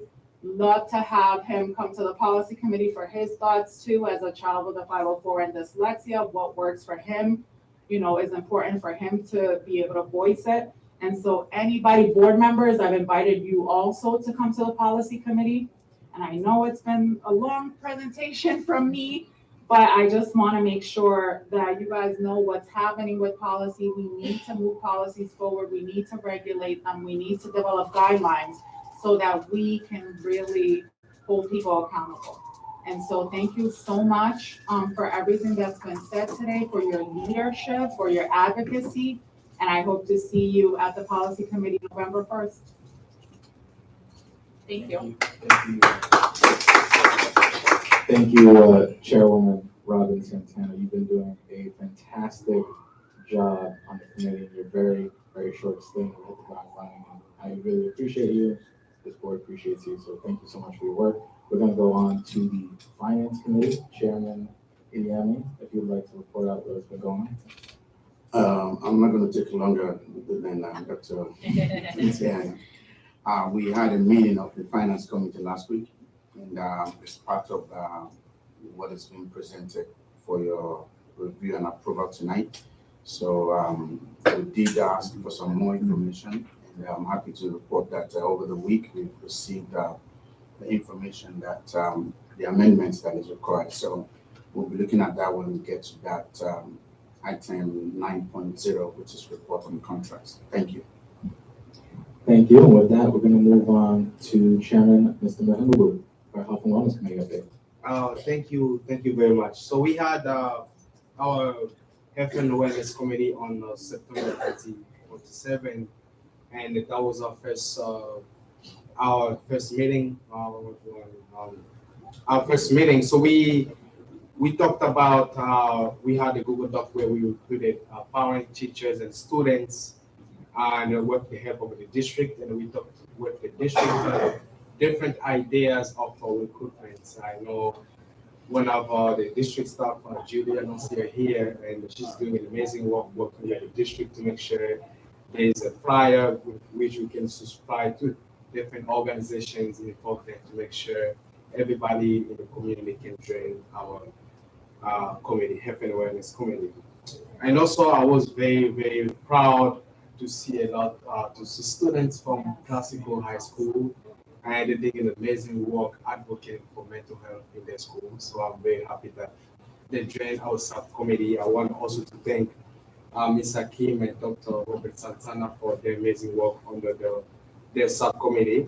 And also another thing that I wanted to share is that we all came to an agreement that we need to create another subcommittee, which I'm thinking to call it BAS, which will address bullying, attending, substance use in schools, and also the smart clinic. The idea is that we want to advocate for smart clinics in every schools, even middle school, to make sure we address the students' behavior. If I miss anything, Ms. Hakim or Dr. Besson. I just want to say that's great. I think we are brainstorming what we should call this new subcommittee. And I actually came up with a few ideas. I going to email both you, Dr. Robert Santana, with some ideas. And I think it's fantastic what we're doing with, really tying together, the health and wellness programs, the subcommittees, and with the policy committee and those hopeful subcommittees as well, and working collaboratively. So I'm very excited about that. Thank you. Thank you, Chairman Mahingu, and for all the work that you do on the Health and Wellness Committee. It sounds like a lot of great things that are going on, so thank you, really appreciate it. So next up is CTE Committee, which I'm the chair of. When the CTE Committee was established, moving on to my mind, when the CTE Committee was established, I saw that there was a strategic plan in 2016 around CTE programs, knowing the status of the takeover, knowing in the TAP plans, there's not a lot of actually CTE goals and metrics on there.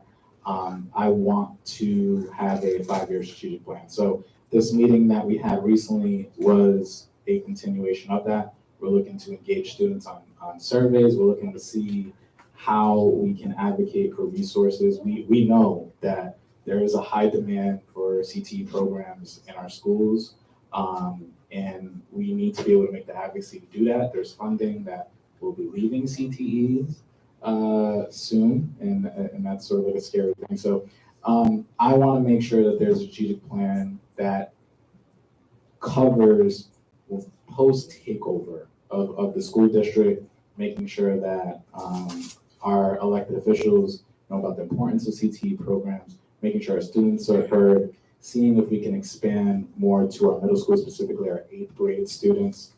So there's a lot of work we can do, and maybe even expansion in terms of summer programs.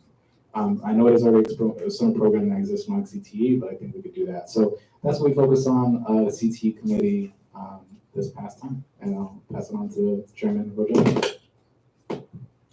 Thank you, Vice President Escobar. Mr. Matuk, do you have an update for us from the school building committee? Yes, thank you, President Rochelle. So this is the first presentation on the activities of the Providence Public School District School Building Committee. The School Building Committee is not a board committee, and I'm not presenting from a leadership point of view. I am the president's designated board representative to the School Building Committee with voting authority. And the president, Rogel, thinks that it would be productive for the community to hear directly from the building committee, since there have been so many amazing things going on that the community needs to know about, and also perceptions that decisions are being made in a way that might be inconsistent with what's actually happening. So I'm here to help keep the community better informed about construction projects that are underway and planned for the future, to make sure the community better understands the big picture of what is happening from a facilities point of view, and how individual decisions are made in order to achieve wide strategic goals for the district, and to help shine a light on these significant accomplishments that the district is achieving regarding new buildings to get our students into 21st century learning environments. This meeting on September 26th took place at the newly remodeled William DeBate Elementary School. And I want to report that if you haven't seen it, I recommend that you do. It's a beautiful environment with just incredible design, perfectly suited to productive learning for small children. Some of the work that the building committee reviewed were the new media centers that are taking place in 15 school locations, or approximately 2/3 complete, and the rest are scheduled to be complete by the end of this year. The Hope High School auditorium, which is beautiful and remodeled and going to be a centerpiece for the future of that school, but is not yet complete. But the what is left to do, audiovisual rigging and curtains, contracts have been procured and are scheduled to be completed by the end of the year. In schematic design is what I believe to be the district's first pre-K through 8 school, the new Harry Kazarian School. Also in schematic design is the new Spaziano Middle School, which is set to be located right next to the new Spaziano Elementary School. And there's been significant conversation, not only inside the building committee, but also with the community, about the use of space in that neighborhood, and the district's commitment to green space and adequate play areas for the students, both during and after construction. In stage 2 development is Mount Pleasant High School. There are 2 options still being considered. One is a brand new Mount Pleasant High School, and another is a combination of renovations and new construction. Both of these plans were submitted to RIDE, and the school building authority will review the applications for compliance, and then final approval would come later in the year. In order for the district to qualify for temporary state incentives, which are worth tens of millions of dollars, the project must be under contract by June 30th, 2024. So there will be important decisions to be made about the future of Mount Pleasant in the next couple of months. And lastly, another potential pre-K through 8 school is in stage 2 development. That's the new Asa Messer Elementary School. Asa Messer and West Broadway Elementary School. Okay, that's all. Thank you. Thank you, Mr. Matsuka. And I think that update is extremely important, and it keeps us all informed and updated on facilities, changes that are happening in the district, which we know can sometimes be a hot button issue. All right, next item on the agenda is review of homeschool candidates. Do we have someone from the district to speak on this matter?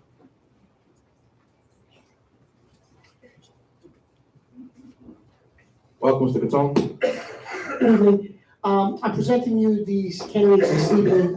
They have met the requirement of our school board policy for homeschooling, and they've also met the requirements of Rhode Island general law as it pertains to homeschool students. So I'm presenting these for approval to you this evening.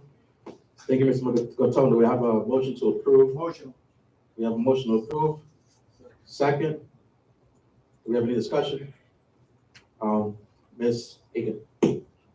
Yes, thank you. I actually, one of the analysis I would like to see is the 5-year homeschool students.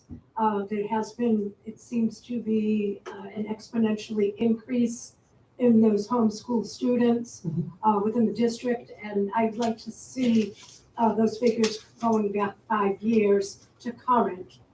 Some members of the community have mentioned some concerns about those figures. I know it is a nationwide increase on those student homeschool, and I would just like to review those. I haven't requested in writing, and I did not hear anything back yet. So if I can get some numbers or analysis, I'd appreciate it. Thank you. Sure. Thank you, Ms. Aiken. Could we please address the inquiry from Ms. Aiken? Any further discussion? Hearing none, all in favor? Aye. Any opposed? The ayes have it.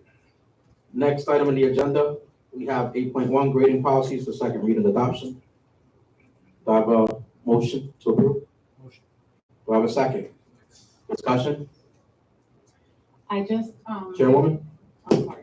I know we heard some concerns today about the grading policy and, some concerns about rubrics and things like that. One of the things that we've been discussing is not only how much of this document is a live document, but also that if regulations are gonna accompany it. So hopefully we're gonna be matching, all of those things. And I don't know if you wanna add anything else, but, so it's, there's regulations accompanying the policy. So this is not it. There's a lot more work that needs to happen, and hoping that those regulations come before the board.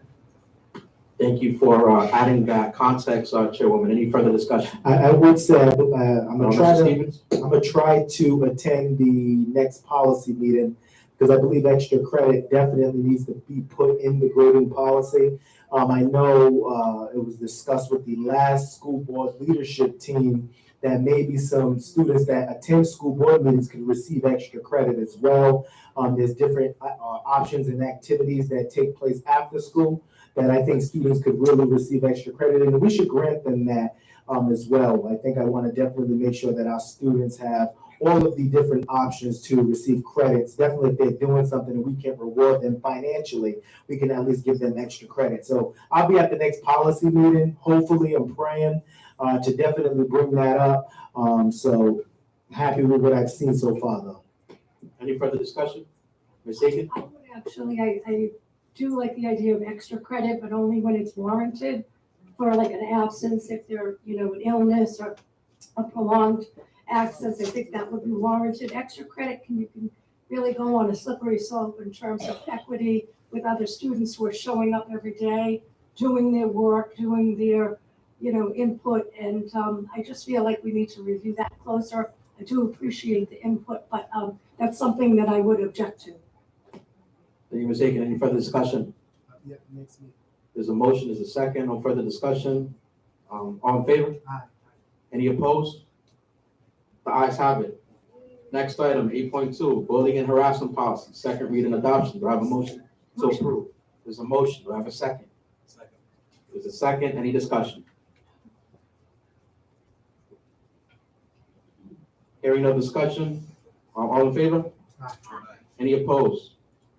The motion, the ayes have it. Next item, report on contracts. Unfortunately, Chairman BBME had to leave for a family birthday celebration, which is much deserved for the chairman, and he's actually an hour late to his own birthday dinner. But I don't know if Ms. Aiken or Mr. Stevens, if either of you were there for the prior finance meeting, and I would like to provide the board an update. I'll just say, I'm happy with all of the contracts. I know there was in fact a back and forth all week, I may say, the beginning of the week and all day today as it pertained to getting a document. Maybe next time we'll make it a little bit more clear what we're looking for. So I'm just hoping that there's clarity and we get it in a timely manner to review it. But all is well with that, with the contract. I agree. Sounds good. So we have a recommendation from Mr. Stevens and Ms. Aiken to approve contracts 9.1 to 9.4. Do I have a motion to approve contracts 9.1 to 9.4? Motion. Second. We have a motion, we have a second. Any discussion? All in favor? Aye. Any opposed? Next section on our agenda is presentations. We have a presentation on efficient district systems, professional development. Do we have members of central office to present on this topic? Like we used to before.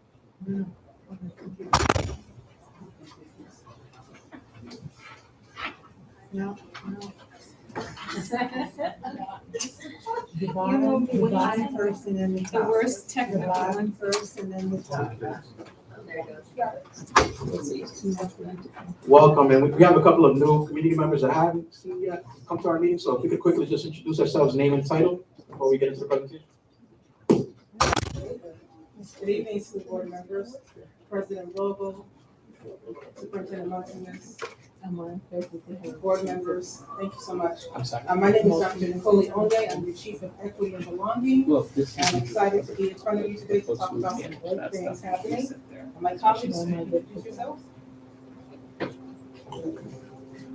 I have the recess outside voice, so I'll just use that voice. I was a past principal. Oh, it's on. Okay, great. Sandra Stewart, Chief of Student Support Services. Good evening, Colleen Van Brunt, Executive Director of Teaching and Learning. All right, so we have a brief presentation for you today, and I'm excited to be in front of you. Some of you know this. When I came to this state, I came from Georgia, and it was Georgia by way of Alaska, by way of California. And started off as a teacher of chemistry at Haskell, became a principal in 2003, and then came to central office in 2008. And I will tell you that one of the things that has always been a passion of mine, of course, as a former teacher, has been professional development. I loved what you had to say, Mr. President, this evening about the importance of professional development to learn and grow, but also to prepare for the work. And so we spent a lot of time this summer working collaboratively to produce what we think was really, tried to do a really good job in terms of providing good professional development for many stakeholders. We're going to go ahead and start with our school leaders. So we called the School Leadership Academy, often hear us say SLA for the School Leadership Academy. And what was exciting, at least personally for me, just from my perspective, from being a former principal, is the opportunity to have 2 weeks of professional learning, which is unusual for Providence. So we had a full 2 weeks of professional learning for our school leaders, and you can see the numbers for yourself. It was overwhelmingly favorable. School leaders really appreciated the opportunity to learn, and they thought that we did a good job of really giving them a cross-section of learning that would help them to prepare for the new school year. What's a little bit unique for us in Providence is that it was collaborative. We had several of our departments that worked together to provide a variety of options for professional learning. So we had our transformation team, our family engagement team. We had some professional development from TNTP, as well as, next slide, Office of Principal Support Operations, and also my office, the Office of Equity and Belonging. And that's particularly important because that's new. The office just launched last year. And so this summer was the first summer that we were able to provide an extensive amount of professional development for our school leaders around equity, Title IX and transgender expansive affirmation, and gender equity. We also had quite a bit of professional development from our teaching and learning department as well, particularly around curriculum, various curriculum for all of our content areas, ELA, social studies, and mathematics. And I'm going to turn this over to Colleen because as a leader of teaching and learning, I wanted her to really spend some time talking to you about what we did for our teachers as also major stakeholders in our district. Thanks, Nicole. So I'm going to speak about a few of our different academies that offered professional development sessions for multiple groups of teachers. I'm going to highlight specifically two, our Teacher Academy and our pre-planning week. So Teacher Academy ran the last week of August. They were optional sessions. And in that academy, we had 258 of our teachers that chose to attend off their own summer break to come join us for these sessions. So we were very excited to have them. We also offered pre-planning. Pre-planning are part of our negotiated professional development days where our teaching staff is required to come in. And so we have 100% of our staff that joins us for those. So you can see here that the data overwhelmingly shows that they felt like they took away strategies from these professional development sessions that are relevant to their classrooms, actionable, useful, and that's really the goal of the sessions we try to provide. When we looked at feedback from the academies that we ran last summer and planned out, as Nicole was saying, a bunch of different sessions from across all of our departments, it's really important to us that our teachers feel that these are relevant in the work that they're doing every day. And so a couple, just to highlight a few of the sessions that we offered. There were a lot of sessions from teaching and learning, some for our new African American Studies course being hosted at eCubed. We also hosted some special sessions around the FACE office, offered some for supporting families and students. The Office of Student Supports and Dr. Onye's office continued her work around equitable instruction, targeted professional development sessions for our special populations of students, for example, our multilingual learners. And of course, all of the specific sessions for our dual language and bilingual teachers. It's a very special program, and I know our department works really hard to make sure that they have the professional development that supports their work every day. So now I'm going to turn it back over to Dr. Onye. All right, so last school board meeting, you brought joy to quite a few of our students who participated in the Student Leadership Equity Academy this past summer at Brown University. And that was really deep professional development for them. They spent time looking at the identity and what that means for them as young people, especially in their goal to become strong advocates for a variety of important topics that they're passionate about. They also engaged in professional development around race, class, and ethnicity, really unpacking what that means, especially as a young person in this country at this time. And also, they talked about and spent some time thinking about what it means to be a graduate of Providence schools and developed a draft portrait of a graduate, which we'll be unveiling next week after we meet with the superintendent. But it's an incredible piece of work that I can't unveil now because it's going to be a surprise for them and for everyone else. But when you take a look at it, you will see that it really encapsulates what their thought process was around what they picture when they close their eyes and think about what they see as a graduate of this district, what they expect, the skills they expect to have, and the mindset and content that they hope to have to be able to make a really deep impact on this world. So it was 9 intense days. We had some of our community organizations like Arise and PSU and Youth in Action who supported this work. It was really intense. And it's interesting when we talk about productive struggle, students really had to work hard to really reflect on the content. It wasn't easy. So it wasn't like, just fun and games. It was deep thinking. It was emotional. They spent a lot of time talking with each other, reflecting, and also interacting with quite a few of the adults that came to support. And they also had an opportunity to think and visualize They made vision boards to visualize what it was that they saw, what they saw themselves doing once they finished high school or college. And what you're seeing here are some of the examples of their vision boards. The picture you see there was at Brown University. We were particularly intent on having them at Brown because we also wanted them to understand what it means to be on a college campus. Many of them had never been on a college campus, so it was kind of double, right? They got a chance to be together in professional learning, but they also had a chance to take a campus tour. They saw the inside of classrooms. They talked to students and professors. They got to eat in the cafeteria, which is always fun until you become a student and have to eat there every day. But for them, it was amazing. And they had breakfast, lunch, and dinner courtesy of Brown University. Some of the things that they were very focused on and passionate about around what we call hot topics, violence in schools, school safety, facilities was one of the big issues that they were very concerned about. Some of them were really concerned about curriculum and having more say, more voice and choice in what courses they could take. And this was interesting because it came very vocally from our middle school students. Some rising seventh graders had a lot to say about their courses and what they wanted to see for themselves in terms of the classes they wanted to take. Also concerned about drug use, and of course, always lunch. I'm going to pass it over to Sandy to talk about what we presented for our student support staff.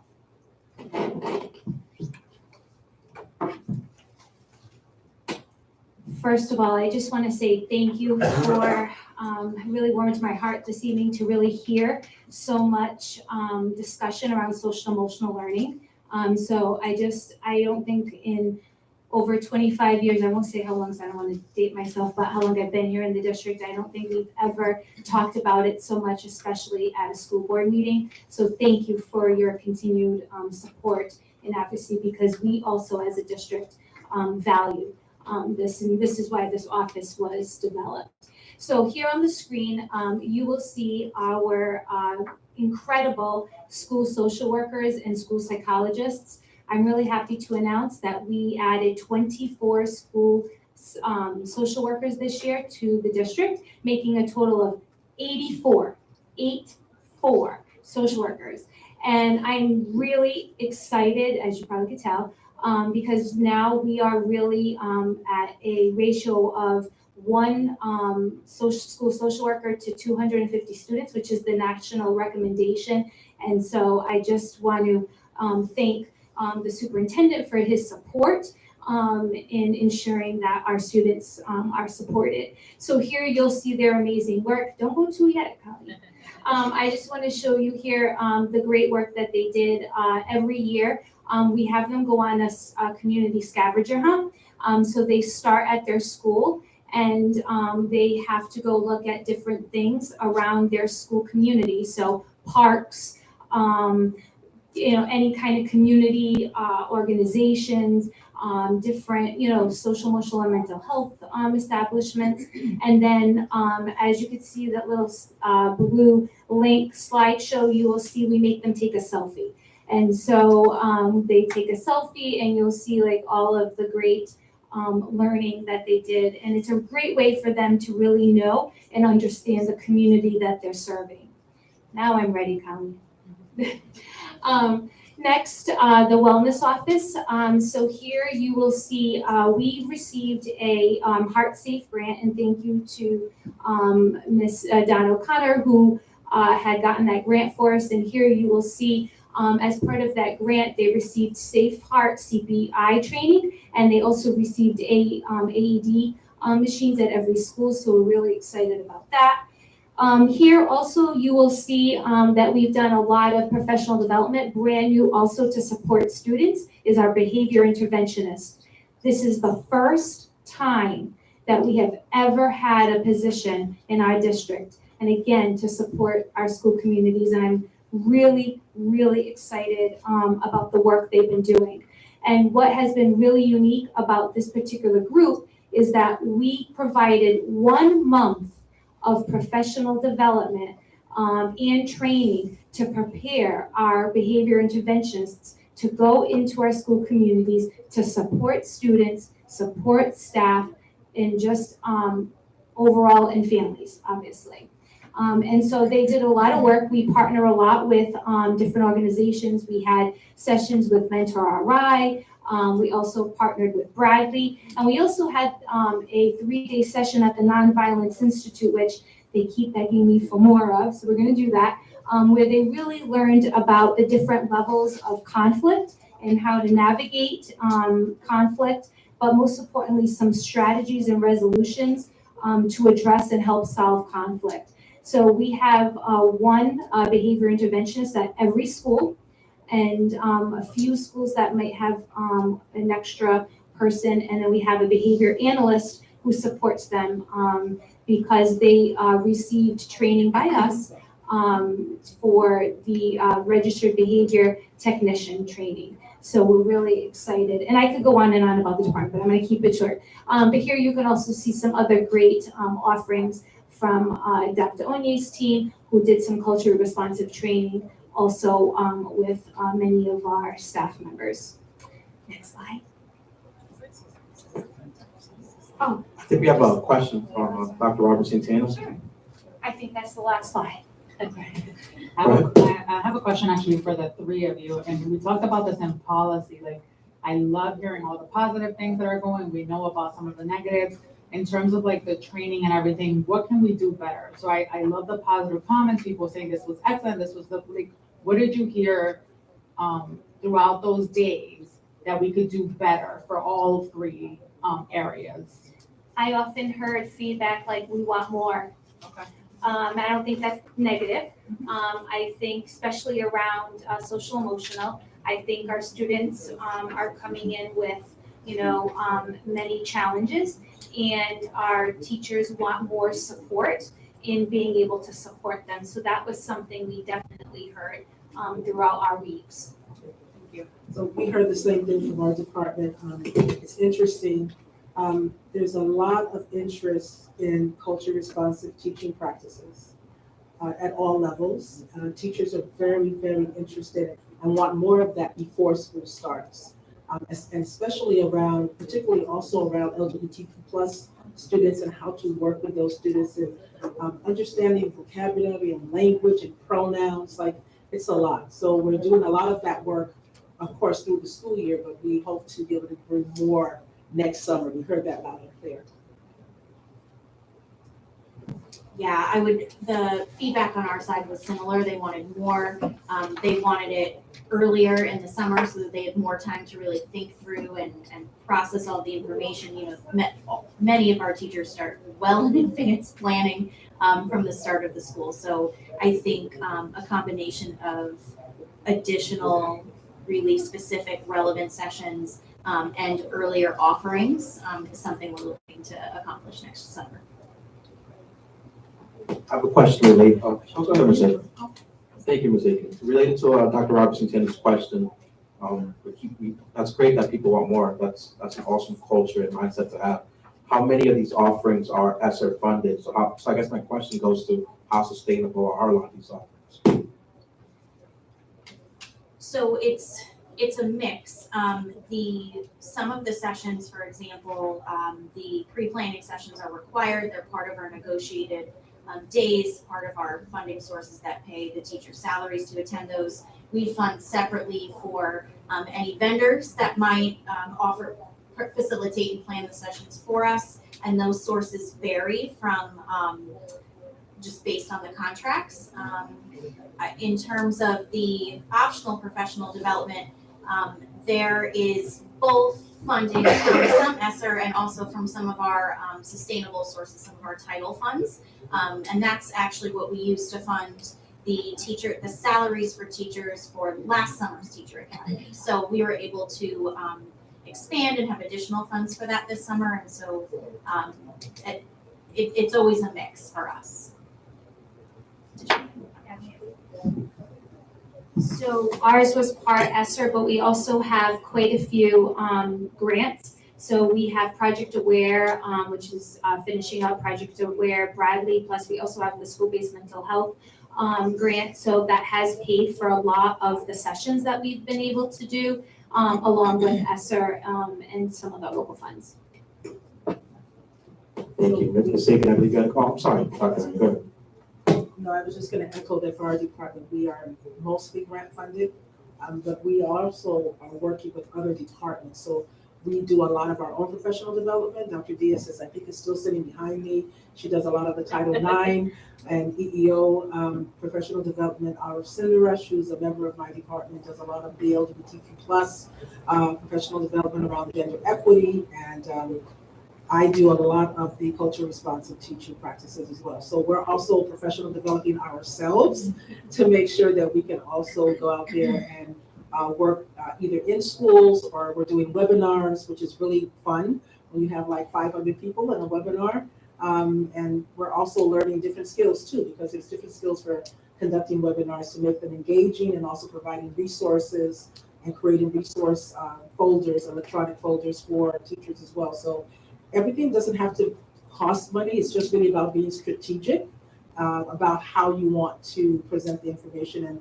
And a lot of teachers will come to a lot of our things without pay. I mean, some people look for that, but a lot of our educators want to learn more. And if we're able to provide them with good, engaging professional development at the times that and they don't need to be long either. An hour, 90-minute sessions, I think one of the things we heard too was that the timing was good. Anything more than 90 minutes is kind of tough. And so we try to also listen to the timing as well in terms of how long the sessions were. Thank you, Dr. Ryan. Ms. Sagan, you want to ask your question?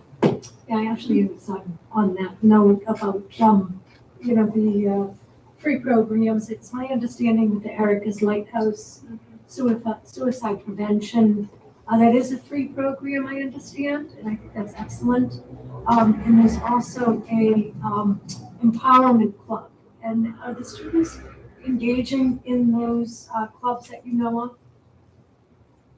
The Erica's Lighthouse, you're right, is free, and what an incredible resource to have being free. And we love free. The other thing, we also, I think we have a lot of expertise in our district, which is incredible. So we, do tap on to each other and work with each other to provide those. So the Erica's Lighthouse is something that we are providing. We will be providing for all faculty and staff. We'll be working in policy on our Nathan Bruno suicide prevention, which is part of that, training. So there's two parts to that. One part is adult and one part is students. And they receive a lot of that through the health curriculum also. I appreciate that. I have a family member who I lost as a teenager to suicide, and it's something I don't want any student to ever feel like they don't have support, and that this type of program really just empowers young people to, get the support that they need, and know that, we're all here for them as well. We all care for them. And there's always the 988, new helpline, crisis helpline, and that's a free program as well. So I appreciate that, and thank you for expanding on that as well. Thank you, Ms. Sagan. Mr. Matsuda. From an academic point of view, is there interest, demand, fear about AI training for teaching for the future, how it's impacting the work of students, and how it can impact teaching going forward? I'm always afraid this mic is going to pop right off the stand. I think, this is a relatively, we're starting to hear more and more about the opportunities that AI presents us in the classrooms. We are working now through experimenting and starting to pilot with some resources in the classrooms, let teachers start to dip their toes in and try some things out. So we're really excited and happy to share more information about that at future meetings. And I think really, as I mentioned earlier, all of our trainings, we have so many wonderful teachers in our district, and all of the teachers that come to any of our sessions always submit really thoughtful feedback for us. So that's something we lean on. I mean, even before we built out these sessions, looking again back at last year's, like what are the things folks are asking for? And so, again, we have another round of feedback now from this. And so I think that's something we're going to continue to build out. And as we all learn more about it together, and learn about all the implications that it has for our work every day, and I think there's also probably a big interest from our students, so it's something I think we all in our interaction with our kids here get to dig into what they're interested in, and really, I mean, that it ends up impacting a lot of the work that we do around attendance and engagement in the classroom, and really impacts the larger picture for us. So thank you for that question. The AI thing is, yeah, thank you. The AI thing is like really, really interesting. Last year I did a talk with high school students. It was across the state. It was like a future business leaders type thing. So, unfortunately, mostly suburban students, high school, and the talk was around, I don't know, just improving professionally and always staying on your skills and always knowing that new technologies out there. And I just asked like, hey, ChatGPT, do you know about that, right? Because they asked about marketing and how that can influence. And I said, raise your hand in terms of how many individuals know about ChatGPT. Everyone raised their hand. I say, the follow-up question I asked was, how many of y'all are using that in your homework? And the whole room laughs, right?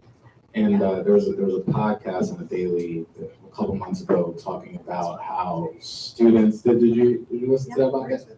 Yeah. Long story short, a college professor was feeling mixed feelings, mostly depressed about students using ChatGPT for their essays, and the students were like, "Well, this improves my life. It gives me so much efficiency." Yada yada. I get worried about our students in particular not being aware of the new technology coming out and how to use it. AI is 100% the future. And if we have suburban kids fully knowing and acclimated, guess what? When they go into their job career, right, they're gonna have to step ahead. So I think there's a balance, right, between AI. Like we need to know like what is the actual ethics of homework and learning, but our students need to know about these resources. It kind of honestly made me think about when I was in college in 08, 09, and they were like, don't use Wikipedia. Like that was the thing. Now AI, ChatGPT puts Wikipedia to shame, but maybe that's something we should explore on the school board. Maybe we have a task force on AI. I don't know if it's school board related, maybe it's school district related. I know that the state is thinking about that, but this is something that's already in the forefront. It's impacting education, and we need to. And it's probably a policy committee issue too, right? Like, what is the rules on plagiarism when we're using ChatGPT? So I think it's something we should huddle on. I'll pause there. Thank you, Dr. Robertson. I just wanted to echo, so I teach at 2 universities, and each university is addressing AI differently, but one of the main focuses is if it enhances a student's ability to learn. So like, for example, you have a 5th grader who's learning to write an essay. They, put the instructions in ChatGPT. It's their thoughts or whatever. Now you did it, but now work on it and see what's wrong. What can you edit? What's really you? What's the AI? And sort of like maximizing. And that's something that's definitely at the college level. I teach a doctorate course and a bachelor's course, and you see the difference. Our students are not allowed to use it. Like my policy in my classroom is do your best, right? But definitely colleges and universities are using it, and I do agree with Travis. We don't want our kids to reach college and university and we're already at a disadvantage with word counts. We're already at a disadvantage with so many things. Let's think about the future and what that looks like. Not an answer for today, but definitely to think about. Yeah. Thank you, Dr. Robertson. Any further discussion? Any further comments, questions? Hearing none, thank you so much for the presentation tonight. Thank you.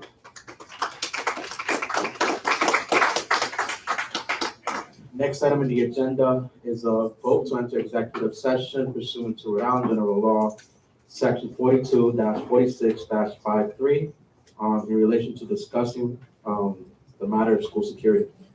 Do I have a motion to enter executive session? I have a motion. Do I have a second? And second, Madam Clerk, can you please call the roll? Carolina Robertson Santana, George Matuk, Tony Aiken, Erlen Rodgel, Travis Escobar. Thank you, Madam Clerk. Even though they're not here? Okay. Oh, Moyedin Ibiemi. Nineteen Moyhu Gabo. Tyrell Stevens. Thank you. We are now in executive session. Thank you, community members who came tonight, and we encourage you to come back to future meetings, third Wednesday of every month.